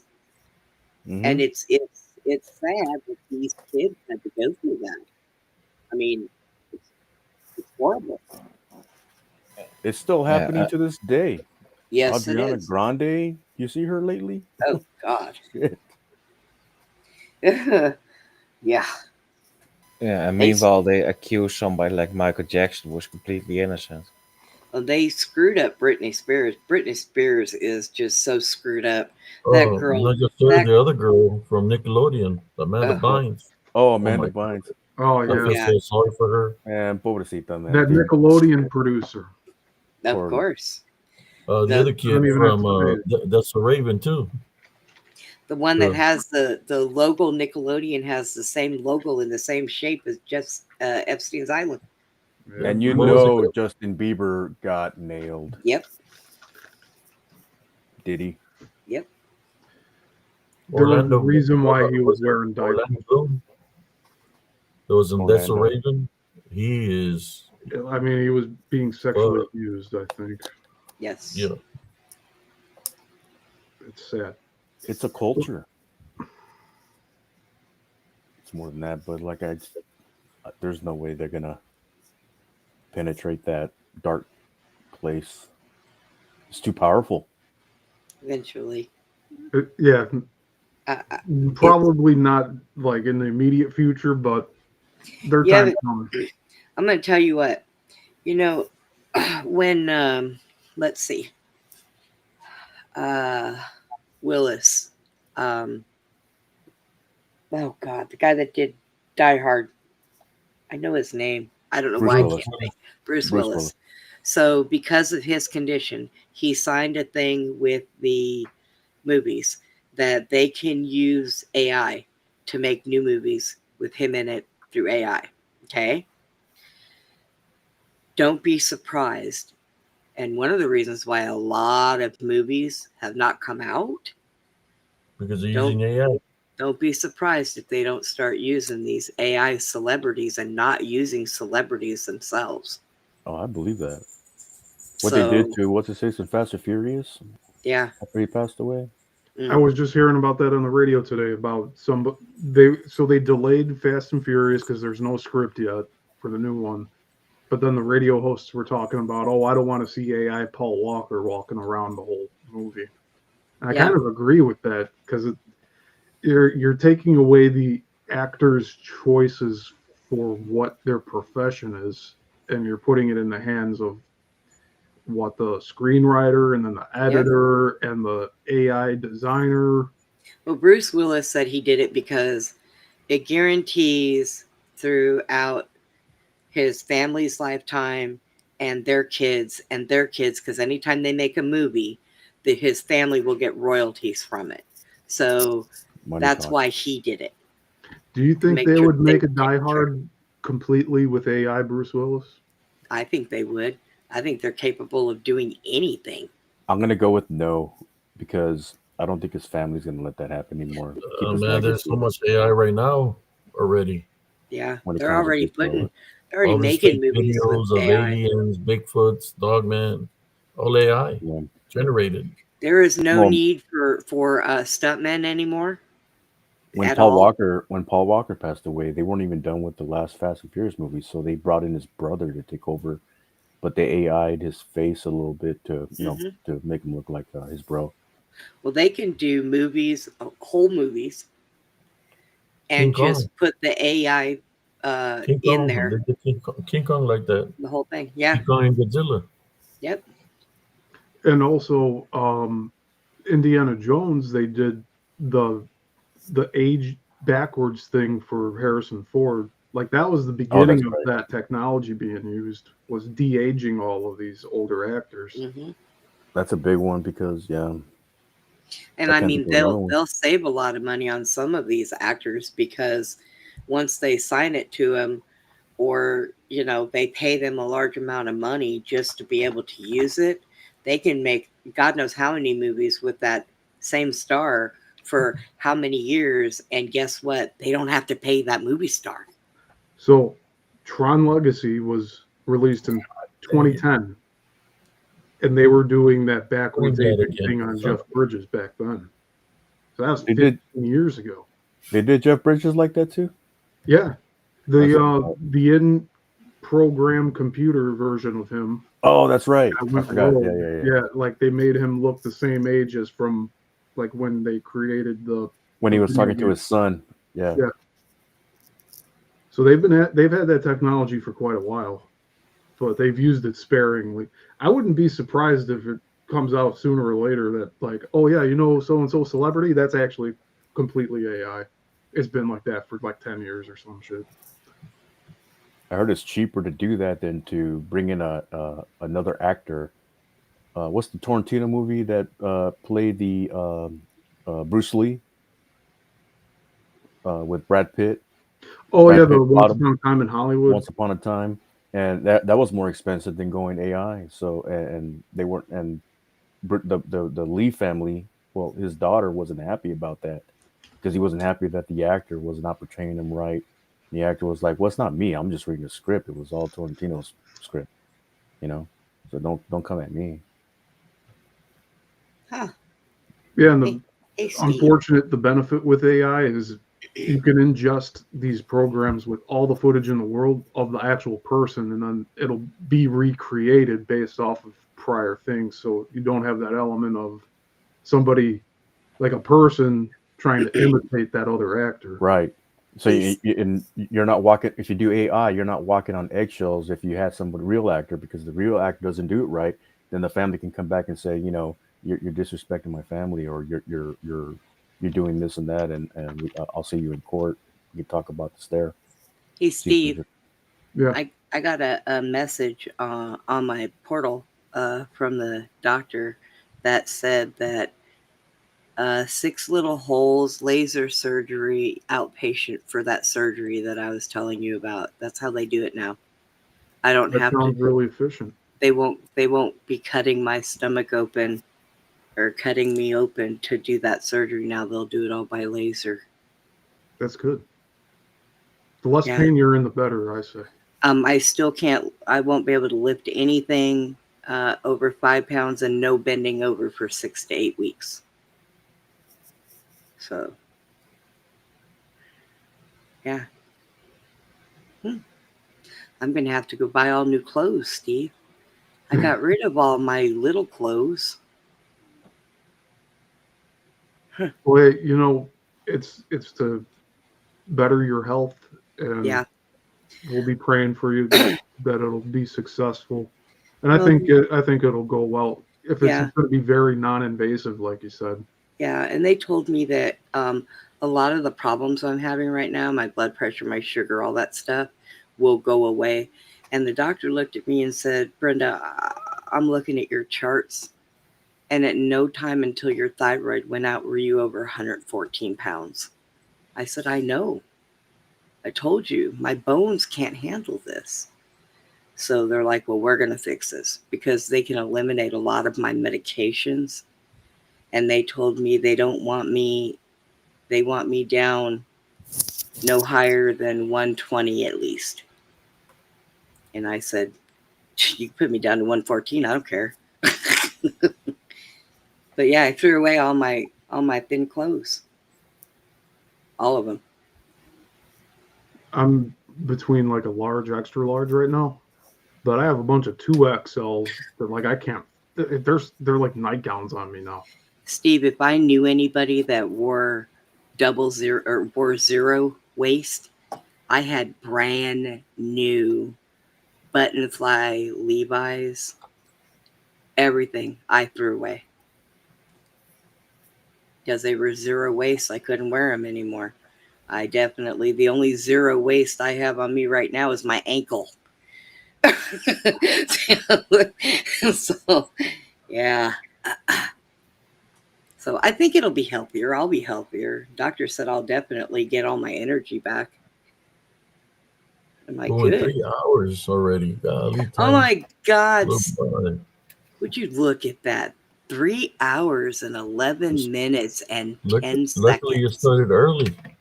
Started You at 10, like 10:15. Did you? Yeah, I missed a little bit because I was on the phone with Susie. So I realized that the notifications went off when I got off the phone. I'm like, oh. Yeah, and I was out at the store, Let so me when see I if got back after 11, I can grab Abe tonight because I know I missed a couple nights. And one night I was waiting at, I don't know, was it Saturday night? Did you do a show late Saturday night, Abe? I think so. Yeah, because I was waiting up and finally about 1:15, I said, oh, he's not going to do a show tonight. So I got out of YouTube and I started watching a movie on Netflix, and I'm sitting there and I'm watching the show. And when it got over, I went to turn everything off, and then I realized that you had just done a 2-hour show. I said, I didn't even know he was on. It's Let like me you snuck go. one in on Put there. my phone on the charger. I'll be right back, yo. Oh, you're going to go win some money. Hey, He- speaking of Bruce Lee, or the whole martial arts. yeah. When I was like 8-9 years old, I literally thought Asian kung fu masters can produce lightning. Because that's around the time that the movie Big Trouble in Little China came out, and I'm like, oh shit. Well, think about it though. A lot of like even Bruce Lee, with as fast as he moved, I bet you if you turned off the lights, that you would see the motion of his hands, and it would look like just a little light smear. Well, there was that one movie that came out. What's that one movie that they call me? No, not they, I was gonna say they call me Bruce. That's the one where Roy? the black martial artist, and there was Vanity was in it. Bruce Leroy. Bruce Leroy. But what's the movie? Is that the name of the movie? That's not. Wait, is that the name of the movie? Oh no. Bruce Leroy. That's his name. Oh. The Last Dragon. Yeah. Oh. Bruce Leroy. and in that movie, Bruce Leroy hooks up with Vanity, and they go to this giant dance floor place where they have the club, and she put up Bruce Lee on the giant screen, and he was doing the whole, that shit that move that he does. Yeah. And it was like a, I don't know what you want to call it, man, but it looked like, I thought it was really him doing that shit. This is where they got the Mortal Kombat thing. Yeah. Oh, one with Kurt Russell. Remember that one? Big Trouble in Little China. Yeah. That's right. That's why. But the old karate movies is originals. But, oh yeah. Trouble in Little China was a good one. All the video games you guys know about Mortal Kombat. Remember the guy Raiden, the lightning guy? Yeah. That originated from Trouble in Little China. Big Trouble in Little China. Wow. Really? 100%. I can tell you guys right now. 100%. The lightning in the eyes, the green hat. Yeah, that's all that came from the Mortal Kombat. Yeah. Got it all from Big Trouble in Little China. 100%. Now, I would pay to see a part 2 of that. If they would play another part, like recreate another one, but I don't think they'd probably mess it up. Yeah, it was such a good film. I saw it probably 10 years ago with my dad in 35 millimeter. It was such a fun time. Like you seeing that with an audience is really fun. They put that movie in the American. I might. I'm gonna get this wrong. The American National Archives, um, among other movies Nice. that they archive for American movies, like Ferris Bueller's Day Off and what's his Yeah. face, Jeff Bridges with the bowling movie. Yeah, they They wait put 60 years and Yeah. put them They would back show out and say they made new ones. that movie. They would show it. Ted Turner would show it all the time on TBS. Man, hmm throughout Trouble in Little China. Man, he was on TBS all the time back in the day. You would think that CGI in itself, just because the graphics that they use is just amazing. It is, yeah, especially for the time that it was made. They did some really cool stuff with that.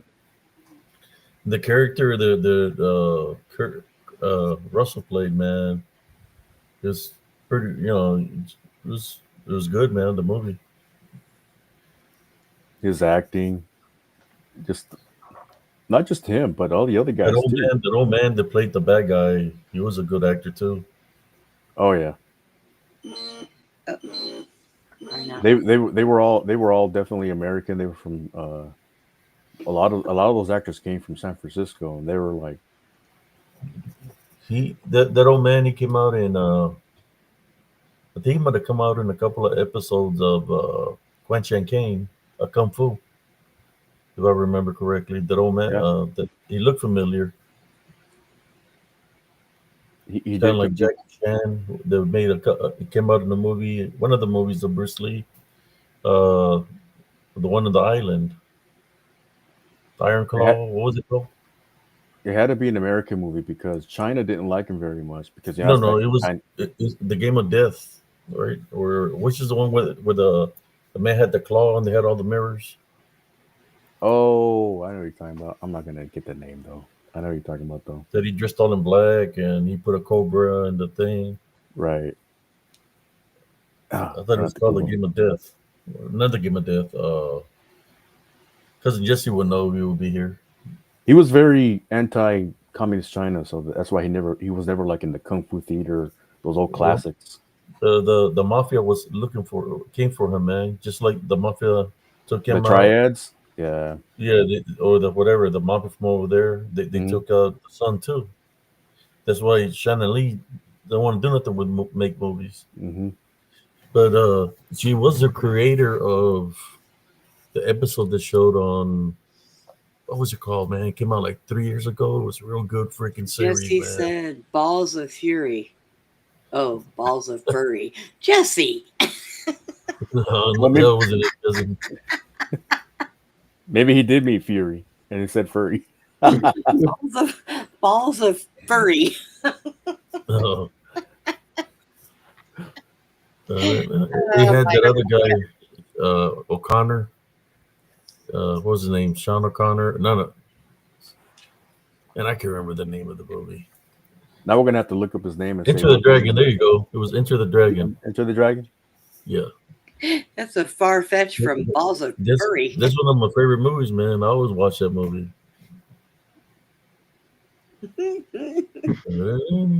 Yeah. Because of Enter the Dragon. That remember that Nintendo game where you have to work your way up like different Level bosses. stages. That was inspired by Enter the Dragon. Oh, jeez. Yeah. Doesn't anybody come up with original ideas? They gotta like follow one thing. No, there's only like 10 stories you can tell. And after that, it's just all variants of those stories. I have a book on that topic. It's called A Hero with a Thousand Faces. That sounds But fun. it's like a template that Star Wars follows, Harry Potter follows, a few others. But those are the two big ones. And there's so many parallels. It's like a formula of like the action and the character's journey. I was spending Yeah, my there's only so Saturday, many. Like nothing's Saturday, original. Saturday matinee, pay $1 and watch movies of Bruce Lee all day at a Saturday matinee. By the time we got out, it's already 8 o'clock. But we'd be there since around 11, all day watching movies. Whether it was Bruce Lee movies, Western movies, King Kong Godzilla movies. It was Oh, for $1. You just have a marathon of movies, All those kung fu theater movies. Yeah. I remember that. I remember when Planet of the Apes came out. I seen it in uh, uh, this theater called Rio Theater, RIO. That's when I seen the first Planet of the Apes whenever it came out. Yeah, it's pretty awesome, man. Still go to the movies all the time when I was a kid. Yeah, it was sad. A sad day when I was pissed off, man, when I found out that he had died. I was even crying because Bruce Lee was like, for a kid, it was like my favorite actor, but hero because it's kind of you had Bruce Lee, Muhammad Ali at the time. Those two were very popular, but Bruce Lee was like my childhood hero. That's what I like, and I was sad, man. I was pissed. I wouldn't be surprised if there was some foul play on that one too. Yeah. Too much foul play. I don't. I didn't hear anything about him doing like drugs and stuff like that. I don't know. No. Maybe medication. But there was always after him, man. When they broke his back, I think on the set of the first movie that he made, the first movie, what was it called? Where he had the white T-shirt and they worked in the ice factory. When they worked in the ice, they said somebody came on the set and tried to take him out on the set. He got in a real fight on that set. 7 Deadly Venoms? I don't think I've seen that. Jesse, what are you talking about? Yeah, that's a new title I to me. think it was called Fist of Fury. Yeah, seen that. Golden Gate Girl, No, I haven't seen that one. The Birth of Mankind. Well, 7 Deadly Venoms. I've seen the Golden Girls, but never the Golden Gate Girls. maybe it was an Yeah, extra. we was into the Saturday matinee was the best, man. When Yeah. watching all those movies that cousin Jesse's talking about. I got Sling TV. I pay for it, but I really don't watch it. Which I need, but if you put up Kung Fu, all these old karate movies will jump on there on the screen. Yeah. I've All the got, old ones. what is Where it? they're One of the flying in ones, the air. You hear the winds flapping like their shirt. yeah. I sat one day, and I don't remember That's right, which the big boss. channel that I have on here, but one day I pulled up like the old black and white Godzilla movies, and I sat and I watched a whole bunch of them. I was like, God, I haven't done this since I was a kid. And then on Saturdays, I remember they had what was it called? I think brother Yizzy Mizzle said it last time, or Scott Baker, Matinee? where they would show nothing but monster movies, like Oh. sci-fi movies on Saturdays. Yeah. That At must, nighttime. must have been Scott that said that. Yeah. Yeah. It was I can't remember the name of that, but then of course, like in the '80s, you had Elvira out there doing the horror shows at nighttime. I've seen some pretty good movies. Jason, And Elvira, I haven't seen Once Upon a Time in Hollywood yet. That's like the only Tarantino film I haven't watched yet. I haven't seen it. Yeah, I have not seen it. I'm going to jump down from here and leave it to you boys for a while. alrighty. Thank you, Sister Brenda, for being on here. Ooh, Yeah, thanks for coming on. letting me come up. We always have a good conversation. I'm going to be in the chat, though. I'll talk to you guys later. All right. All right. What the hell? Look at cousin Jesse. He put one hung low ding dong daddy.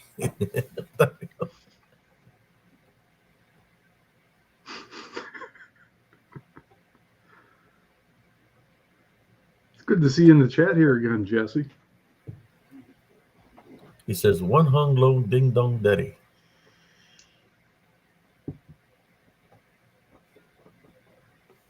Yeah, it was the big boss that he's talking about. That was a good one right there.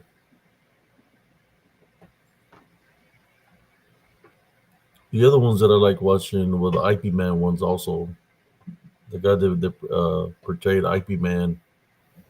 The IP Man series was pretty good too. I haven't seen any of that. Yeah, martial arts.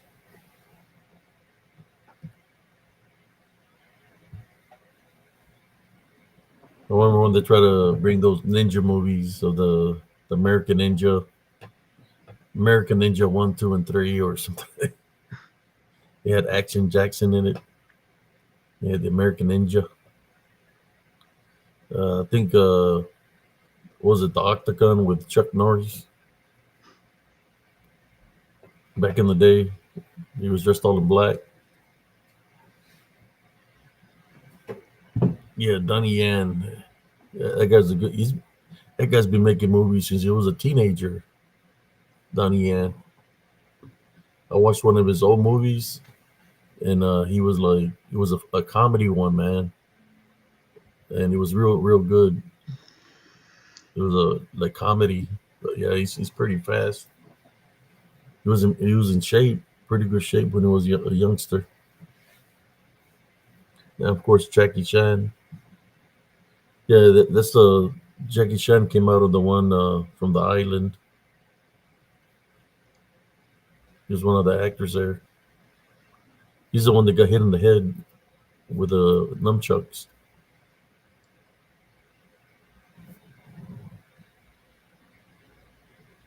Yeah, old Chuck. I seen the movie. He made a movie like a year ago or 2 years ago. No, a year ago. There's a movie that he made, but he's moving real slow. He's got a big old machine gun. Yeah,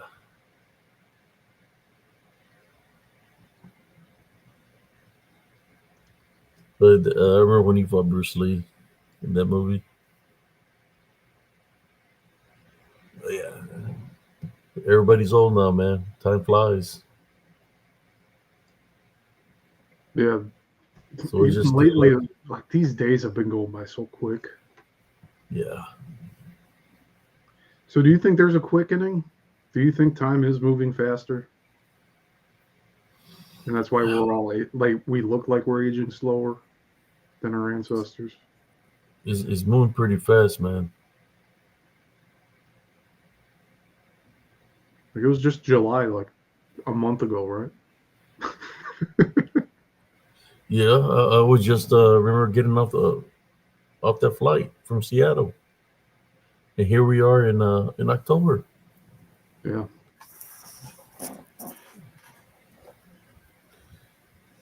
Yeah, man, time flies. You got to just live your life, man, and do the best out of it, man, because it flies, and by the time you know it, we're gonna be like everybody else, just a memory. For the people that know us, they're gonna remember us, and that's what everybody has to go through. It's part of life.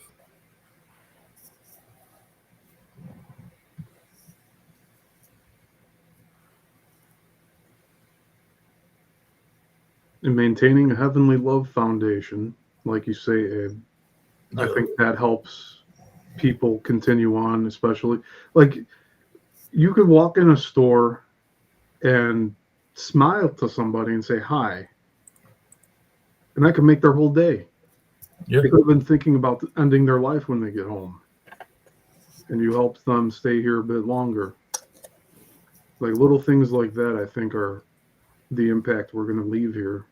A smile with a Heavenly Love Foundation, a hug with a Heavenly Love Foundation, showing signs to people that you care. Sometimes I know I get out of character here because when people target me or target my friends, I have to say something, but I rather have a love foundation, man. Like, check it out. I got blessed today. You know how earlier y'all said, oh, Abe's going to play the machine. Well, I'm not playing it because earlier Man, I won like over, man, like around $600, $700 in one day. Damn. Wow. God blesses me in a different way, man. I'm not gonna try to hustle anybody in any kind of shape or form. Me, I just get blessed. Heavenly Father blesses me. I remember times when I was struggling, when I was struggling for my health, for my life. But one thing I would always do is never lose my faith and place Jesus Christ first.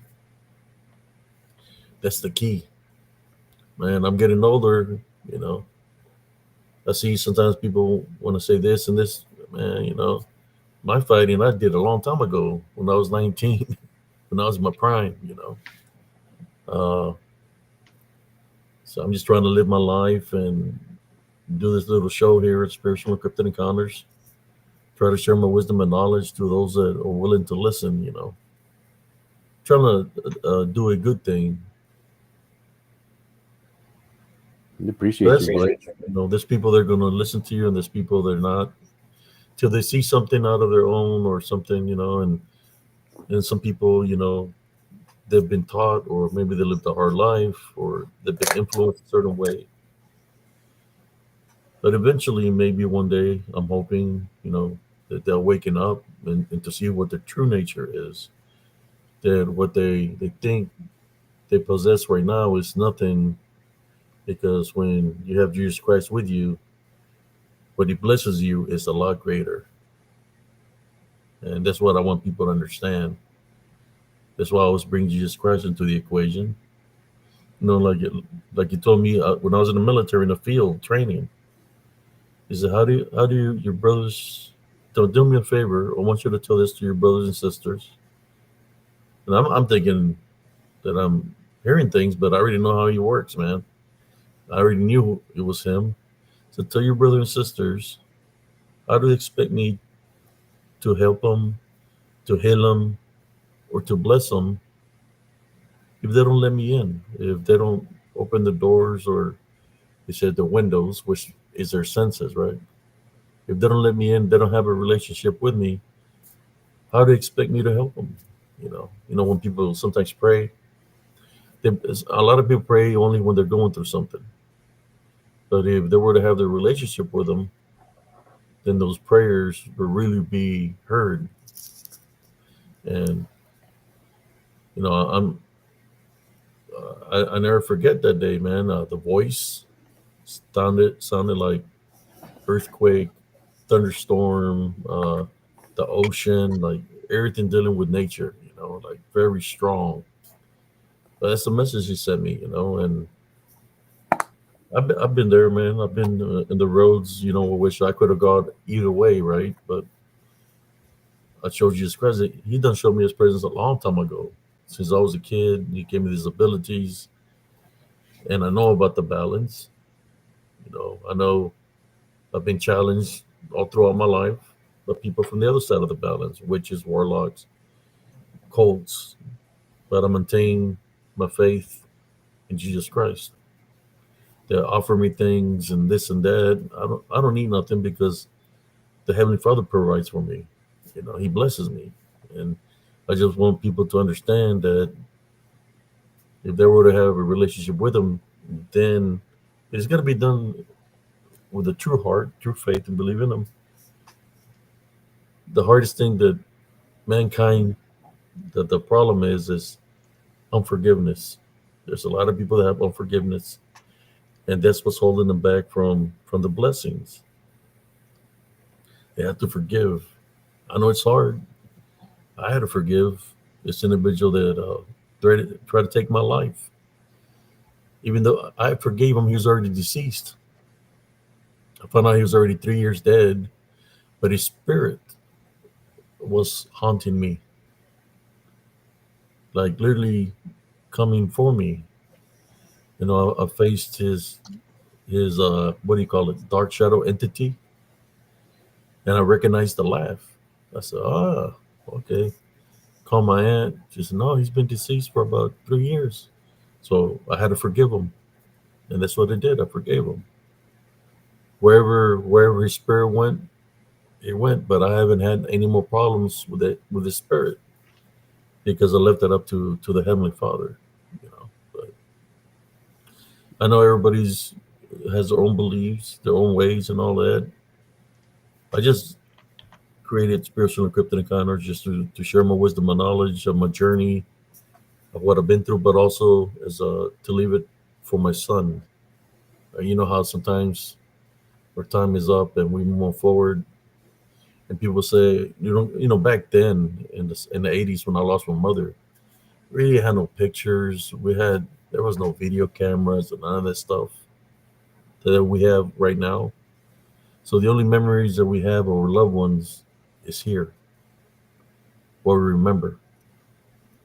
Uh, but I'm leaving, you know, this here. Tell my son, spiritual encrypted encounters. Said, if you ever something ever happens to me, you feel lonely, or certain things are happening, look at spiritual encrypted encounters because I'm leaving that for you. That's what I tell my son. In my only son, right? And of course, if for anybody here, just look at the descriptions and I'll talk about all the things. If you're going through something, look at the titles. If you see me ranting about certain people, don't worry about that. Just try to fast forward to the title, what we're talking about. That's what's great about Yeah, the internet. time is going by fast, man. I'm feeling it. I haven't worked out for about, this is going to be my second week that I haven't worked out because of my shoulder. I can move it around and everything. It just, if I move a certain way, I feel some pain. So I'm just letting it heal, taking some time off.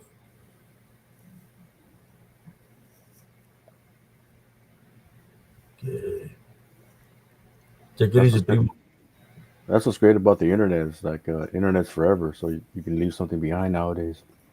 Where back in the day, you couldn't really do that. You know, people try to do it with recording themselves on VHS tapes for their kids, but VHS they're obsolete today. I have a VHS picture that my friend sent me before we went to war. A picture of me, you can see the lines from the TV because he played on the television, the VHS tape, and he took a picture of it. You can see the lines on the TV. I remember my daughter's 31 years old now, and back in the day, I was going through a hard divorce. And I was in the military, and it was really rough. It was really rough, and I'm trying to think of like, how am I going to tell my daughter that a lot of things that my ex is saying is just a bunch of BS, and how am I going to convince her when she grows up that it's not my fault. It's not my fault. And this sergeant major came up with this crazy idea. I have a feeling that he did it himself, but he came up with this crazy idea to my daughter was only 4 years old. Start writing letters to your daughter and explaining yourself. And what you're gonna do is you're gonna write these letters and you're gonna put them in an envelope, put a forever stamp on it, and you're gonna mail it, but mail it to yourself. Okay, mail the letters to yourself so that they come back to your house. But what happens in the process is that those letters are post dated with post office date and year and date of when they were stamped. Don't ever open them. So when your daughter turns 18, say, I have these letters. I have these letters. I never opened them. I don't even remember what I even said. But to prove to you, they were dated 1980, 97, 1998. And these are for you when you were only 4 years old.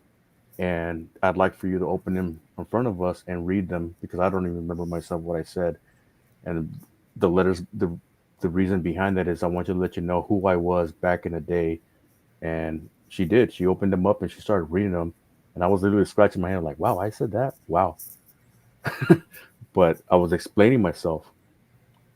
But she was flabbergasted, like, You really went out of your way, Dad, to explain yourself, and you did that thing. I never heard of that. I never heard of anybody mailing stuff to themselves just to get that post US UPS, not UPS, post office date stamp and an explanation Yeah, to your daughter when she grows 18.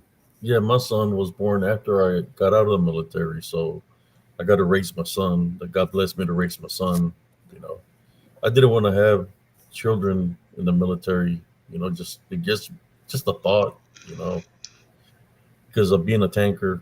You know, the thought of worrying is not a good thing because it takes your when you worry or you're going through something, it takes away from you staying focused in the combat environment or the mission in which accidents can happen or something can happen because you're thinking too hard about what you're going through, and it can affect you in training or in a combat environment. So I waited. You know, I got my son was born in after the military, 2001, but he's my son's 23 now. He gave me this little book. Where did I put it at? And I still haven't uh, filled it out. It says, "It's what it says." Let me see if I can make it big here.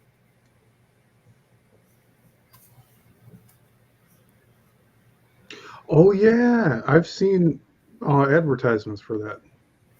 Dad, I want to hear your story.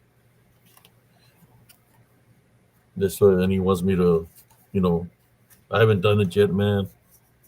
But I probably am. You know, I always say I'm gonna do it, and but I do it on the videos. Like I'm more of a talker than a writer. But he gave me this book, and I got another one too that he gave me. Yeah, I'm gonna fill it out for him. You know, it's just I've been through a rough life, man. You know,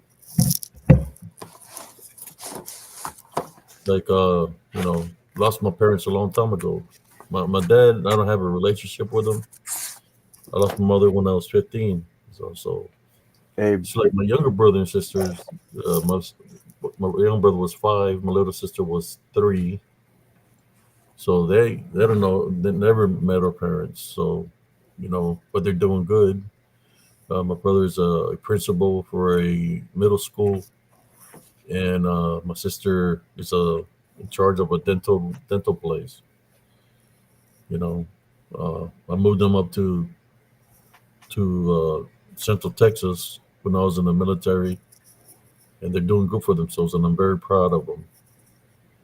I mean, very proud of them. You know, uh, but yeah, man. Sometimes you have to sacrifice in order for others to get blessed, and I did that. I could have been other things besides being in the military. I had a 4-year scholarship to go to Shriner College in Kerrville, Texas. 4-year paid scholarship for cross country. I was a long distance runner, but you know that college was going to help me take care of my brother and sisters, so I didn't do it.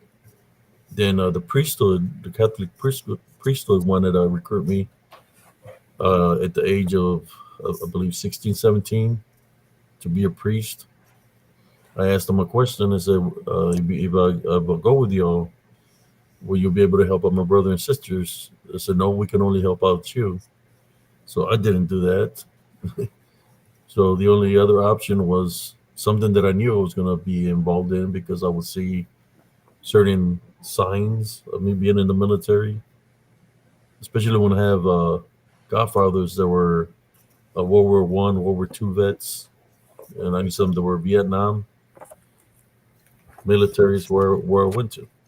But yeah, so you this have is to really, sacrifice things, you know, out of love to show people that you love them, and sometimes it's not even about you; it's about uh, making a good way for them so they can succeed in life, right? So sometimes it's not about the I thing; it's about doing good for somebody else, blessing somebody with something that they're going to remember and that they're going to grow and they're going to bless others and by caring and supporting people. My brother is like that, you know, he's there caring for children that have no fathers or no mothers. There were troublemakers, and he guides them the right direction. Some go to college, some join the military, some become policemen. It's doing the good works like that, man. You know, uh, guiding somebody the right direction. Abe, does this look familiar? This book, the motor pool book. Oh yeah, There was this one, and there was one like about this big, a smaller one that you put in yeah. your back pocket. Yeah, I still got mine, bro. This is my diary. I use it as a diary. Everybody uses it for Yeah, whatever. well, you had to. It's Yeah, like a log. You had to enter. Well, then yeah. it had the piece of papers. Yeah, This is where I wrote out my. This is my diary, and in that diary, I tore some pages off. I still kept them though. This is in this, I ripped some pages out that I don't want anybody to read. This is just for me. I'm gonna burn them one day. But I wrote some stuff, and I love what I said. But this is just for me. But the rest of it is for history. But I still got my log. Here's another one. Check it out, brother. It's got a lion, and it's a. Let me light up this a little bit brighter. Oh, I see it. Lord of strength, defense, salvation. Yeah. And it's empty. He wants me to write a book. They've been wanting me to write a book. If I could find the right person to help me. I mean, I sacrificed a lot, man. I worked 2 jobs. I didn't even know how I graduated high school, man, because I was working two And neither jobs do I. from 12:30 till 5 at this hospital, cutting the grass as the lawnskeeper. And then I work at a Walmart from 5 on up till like 10:30 at night, 11 at night. By the time I get home, it's late. I will eat. Then I had to do my homework. Then I would get up and I'll go to school. I would go half a day, but then I would do my track because I was in track, my practice and all that. And the same cycle, man. I still don't know how I graduated, but where there's a will, there's a way. But you have to sacrifice a lot of things for the people that you love. Amen. Yeah, it says, "The Lord is my strength and my defense. He has become my salvation."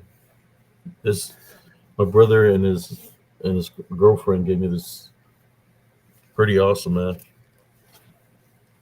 You mentioned that you might need some help on that, but really, Abe, just write it any way you want. It doesn't have to be perfect. Because I'm not gonna lie. What I wrote here, I'm looking at my writing, and I'm like, man, I have some beautiful writing back in the day. There's no way I can write like this today. Yeah, My writing today is very, very sloppy. It's probably the PTSD. I don't know what to blame it on. Maybe my hands a little shaky. I use different types of pens, but I'm looking at this like the way I used to write. Wow. But who cares about what your I writing might is? I Just must speak start your writing piece. something. Write a book, about my life. Write different books throughout my life. Yeah, sometimes some people might not understand when it comes down to things that you go through. Everybody wants to question what you went through, and it's kind of like I've been there and done it, just like anybody else that has something to share. But I sacrificed a lot of things, but I don't regret it one freaking bit, man. I'll do it again if I have to for the people that I love, that I care Yep. for. I'll do whatever, man. I'll give you an example. There was a friend of mine he just had a baby. He was ETSing from the military. It was his last week, and the freaking company took him out there. You know how they're supposed to use some time. They took him out there. I think it was like he had 2 weeks before he left the military, Yeah. and he was going to San Antonio because he was gonna go see his daughter. He was in front of the 50 cal, and at that time I wasn't on the tanks no more. I was working for S3, and they were going to do the night. Some people were going to do the night fire, but they were going to the rear already or something like that. And uh, I went over there. Something told me to go over there, spiritually. So I went over there to see what's going on. I said, "Hey, how y'all doing?" Well, my friend, he was taking off the barrel from the 50 cal, and he had his body in front of the barrel, unscrewing it. I said, "Hey, man, I know you're in a rush and everything, but you're not supposed to unscrew it that way. You're supposed to be to the side." And he's like, "No, we already cleared the weapon. We already cleared the weapon." That's what he said. I said, "Just get over the side." He said, "Oh, you're gonna be that way? You want me to use my rank because I was a sergeant?" So yeah, I'm giving the order of a sergeant to move to the side. So when he moved to the side, the loader came up, hit the freaking trigger. A 50 cal round went out the barrel. If if I wouldn't have gotten there, he would have died, man. And his face, he was like moreno, dark complected. He turned pale, man, and he was like freaked out. He looked like Casper because if he wouldn't have moved when I told him, he wouldn't be here. But the Heavenly Father told me to go that way to see what they were doing. But when I seen that, I'm moving to the side. But it saved his life. He contacted me like 2 years ago, and he sends me messages through my to my phone all the time. He lives in San Antonio, and he's like, "Hey, man, he's got two daughters. I think he got remarried. His last name was Martinez. One day I'm gonna go visit him over there, But yeah, man. So, sometimes you have to follow your spiritual instinct. If the Heavenly Father is guiding you, follow your instincts, man. He's guiding you for a reason. Normally when he guides you, it's because when people say there's guardian angels, well, sometimes he uses us as guardian angels to get somebody out of a situation. You mentioned you like reading books, Abe. You like reading Uh, I've read books, but I'm more like a audio? not even audio, man. It's like I can go to sleep, and I'm shown a lot of things when I in my sleep, and when I wake up, I have all these things, that like I'm shown things spiritually by the Heavenly Father. You know, he lets me know the things that It's just the way. No, he's our teacher, so he's going to teach us a certain way, and the way he likes to teach sometimes is when we're asleep. Shows us certain things, then you wake up and he might show you an image of something, right? You're going about your day, and then that image that you were shown in the dream, you run into that image in real life. And so something's going to happen here. So then something develops, and that's when. But yeah, I read. I used to read. Uh, it's more of I like doing this, man, like a spiritual thing. I Just hear, I hear you. You know what? I wish. I think I could speak for a lot of people. Is that I have some bad dreams and I have some beautiful dreams, and it really doesn't matter if it's bad or good. But when you wake up from a dream, you probably forget about it about maybe 10 minutes later, give or take. But some of those dreams stick around.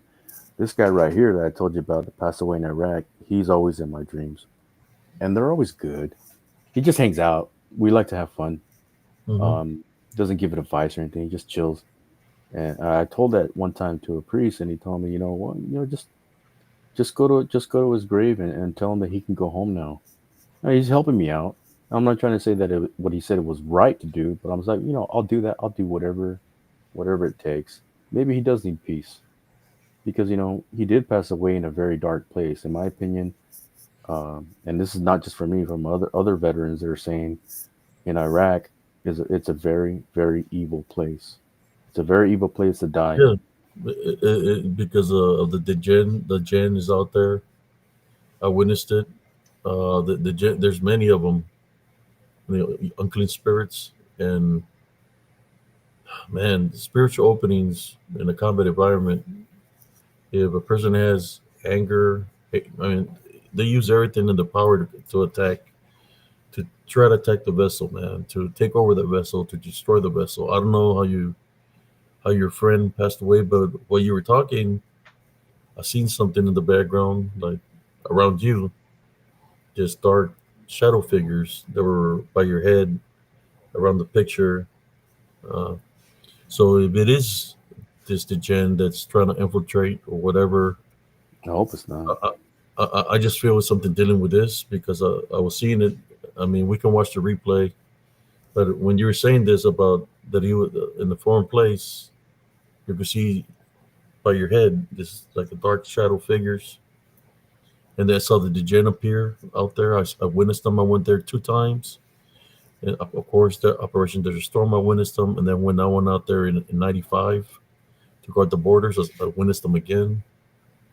So how about we pray against the jinn right now? The jinn. Just let me put a little prayer here because they can transfer. You know, they know my history, so we're gonna pray against them right now. Heavenly Father, at this time, we'd like to pray against the so-called the jinn or jinn. Uh, if you're trying to affect me, my brother here, Buddha Cafe, or you were part of what happened to his brother, our brother in arms, that passed away. We take authority over you. In Jesus Christ's name, we tie, bind, and rebuke you. In Jesus Christ's name, leave Brother Buddha Cafe alone. You're not welcomed at his house or around him in any way, shape, or form. You're not allowed to affect his family. We tie, bind, and rebuke you in Jesus Christ's name. This we pray through our Heavenly Father. Amen. Amen. Oh, man. Uh, they attacked me, man, out there the second time around. Freaking, my tank, I would sleep on the tank. I would put a cot, even though there was scorpions and all that, I put a cot on the ground underneath the camouflage canopy. And at nighttime, they would try to surface up, and they can mimic voices. That was mimicking the sound of a remote control car. You know, like the ones that they nee nee nee nee. RVs, The AC. the No, like AC. the little ones with the in the sand with the wheels. It will mimic that noise, and I would hear it at nighttime, and it was going around my freaking tank, and I'm like, it's like 2 in the morning. Man, who's out here messing with a little freaking car, you know? And then when I would look, the sound would stop. So I said, man, something ain't right. You know, this is at nighttime. And then I would hear somebody running towards me. You could hear the gear, and I'd be in the sleeping bag. You feel an elbow in my freaking throat, and some force, and I'll get out of the bag, sleeping bag. There'll be nobody there, man. I get up with my sevens, and I'm looking, nothing. My whole crew's asleep. I'm like, man, was somebody messing with me out here, you know? They were pulling my sleeping bag, but there will be nobody there. So that kept on happening, man. Like all the time I was out there on guarding the border, the Iraqi border.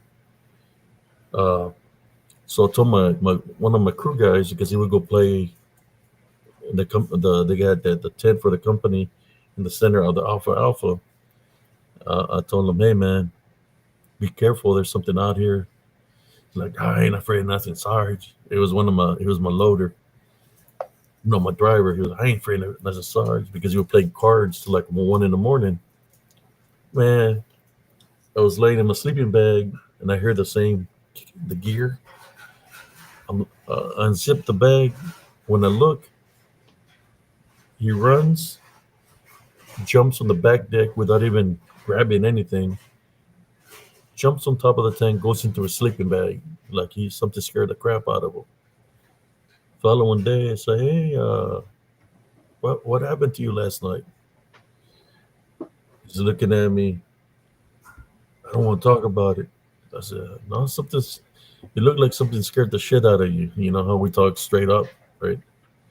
He's like, well, Sarge, I was coming walking. I went to go use the restroom, and I was going back to the tank, and I heard somebody talking to me in a different language. When I look, there's this huge dark figure looking at me. He had like yellow eyes, and he's talking to me in a different language. It scared the crap out of me, and I took off running to the tank, the gen, you know. So something happened to him where his like 2 days later, he got a letter from his girlfriend that she broke up with him. So I'm in the turret, and he's in his driver's soul, and he's like, "Sergeant, I'm gonna take my life." You know, that's what he said. He pulled out his 9 mil, locked and loaded it, pointed to his freaking head, and I said, "Look, let me talk to you. Before you decide to do anything, let me talk to you. Don't do nothing yet. Don't pull the trigger or nothing. Let me go and we'll talk to you." He opened up his hatch, and he had it like this. I said, put it on safety and give me the gun. Now I'm gonna talk to you. I grabbed the gun from him, got out of the situation of him trying to take his life. Then I said, step out of the tank and grab all those pictures you got. And he had pictures of his girlfriend all over the place. Give me the pictures and give me the letters. I said, okay, dig a hole right here. That's it. Light up a fire. He lit up a fire. He said, now throw every picture. I want you to burn it carefully, one at a time. I made him burn all the pictures, all the letters that he had from that girl. And then I told him, I can get you in trouble right now. I'm not going to do that. I'm just going to confiscate your 9 mil, and we're going to keep it here. You're not going to get it back. I don't know. It's up to the tank commander, but we're not going to give it back to you till we know you're okay. Then you get it back, and that's the way it stayed. Uh, he's been out of the military for a while. He's happily married. He's got children. So I was able to save him, man. But the gen wanted him to take his life. Out there, while I was out there, he was only like, he was young, like 23, 22, somewhere around there. That's what it does. It puts stuff in people's head because they try to control the vessel. He was mad. That was the opening. He was pissed off, and that was the opening when it attacked him. The gen. I'm just sharing. Yeah, thanks for sharing. Yeah. I appreciate that. Yeah. It's really hard for me to share that, so you're very open. Yeah, but they're out there, man. They're not good. They have no good intentions for anybody, not even for the people out there. The people that are from that nation, they have no good intentions for nobody. They just want a destruction, and they want to, I'll talk about the DDN, the Somebody Demonic Nephilim. That's what they do. They just want chaos, division, war, destruction. They want nobody to talk. They want people to continue to fight because that's what they feed off.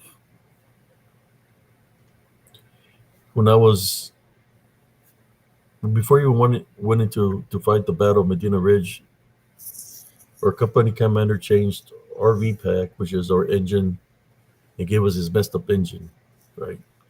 There was his E7. He's looking at me. You see, I was young then, only 19. He's looking at me, and this is what he's telling me. He says, I don't want to die. I don't want to die. I say, yes, Sarge, you're not going to be out there fighting. We're going to do the fighting, and I know that we're all going to be okay. And he kept on just looking at me a certain way, and he kept on saying, I don't want to die. I don't want to die. And it seemed odd to me, but I wasn't as spiritually strong as I am now, right? And the wisdom and knowledge, it comes with wisdom and knowledge.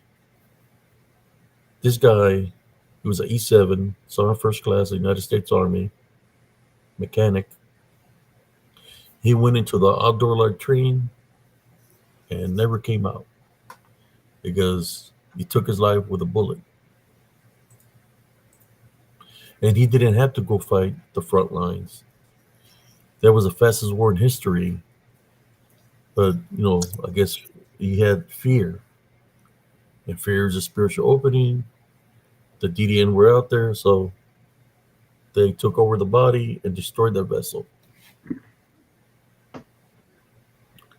See a lot of people coming from over there, soldiers with those attachments. And what's messed up is that the chain of command is not going to tell you about the DDN or the DGen. They just want you to do the mission. They're not going to tell you how to protect yourself from them or how to fight them spiritually. They're not. They got a non-denominational chaplain. But I know you can fight them through Jesus Christ because I did it. But they're out there. They're pretty hot and heavy, but when you have Jesus Christ with you, you can overcome anything, man. That is bad out there. Too many deaths, too many blood spill in that ground, man. For centuries. For centuries. Yeah. I'm gonna head out, guys. Thank you Your for brother using this. We're going to call it. Yeah, it's already 4 hours right now. Yeah, I'm feeling like I'm winding down here. I'll stay in the chat though. I'll keep watching. Alrighty, brother. But thank you. Thank you for jumping on, brother. Appreciate you, Steven. I appreciate you both you guys and everybody else that was on the panel. Appreciate you landing the save. No problem, brother. I'm always here, man. And again, I'll say it like this: I have nothing against anybody, man. I'm just trying to help out people spiritually. That's all I'm trying to do, man. We've been through it. He's been through it. I've been through it. We've seen a lot of things that we have to live with in our memory for the rest of our lives. But just because we've been through things doesn't mean that we can't do good things too. We can make a difference in people's lives in a positive way. Yeah. Amen. I agree. I had a lot of brothers out there that, what's crazy? That I hear a lot of stories of some of the brothers that go to like these unique shrines, like that one place. I forget what it's called. I might screw this up, but that one place that the Babylonian place, the Babylonian ruins. Yeah. They climb that tower. That pyramid looking tower that's kind of like somewhat constructed, but it's ruined on the top. Mm-hmm. So they climbed that. It's like, man, like I felt some bad energy just even climbing up that damn thing. And we're talking about those are close to the Sumerian days. Not too far away. They had tablets in there and all kinds of things. Their They history. found a bunch of stuff. So, basically, they were into witchcraft and necromancy in those locations. That's why all this DDN were around, or shadow figures. I'm more than sure they summon certain things, but this way it becomes a spiritual war. Right? Just like they summon certain things that they practice, I summon through prayer Jesus Christ, the Heavenly Father, to protect us in the combat environment. So it becomes like any other war, spiritual warfare. That's what it becomes. Whoever the Heavenly Father's side is on, those are the ones that are going to win the war. And our war was like the fastest war in history because the Heavenly Father showed his presence. The wind was blowing against to our disadvantage. Then all of a sudden, the winds changed and started blowing against the enemy. They had the longest record of water ever raining in that region. So there was a lot of signs of the Heavenly Father's presence there. And we all That made place it. used to be very green. Yeah.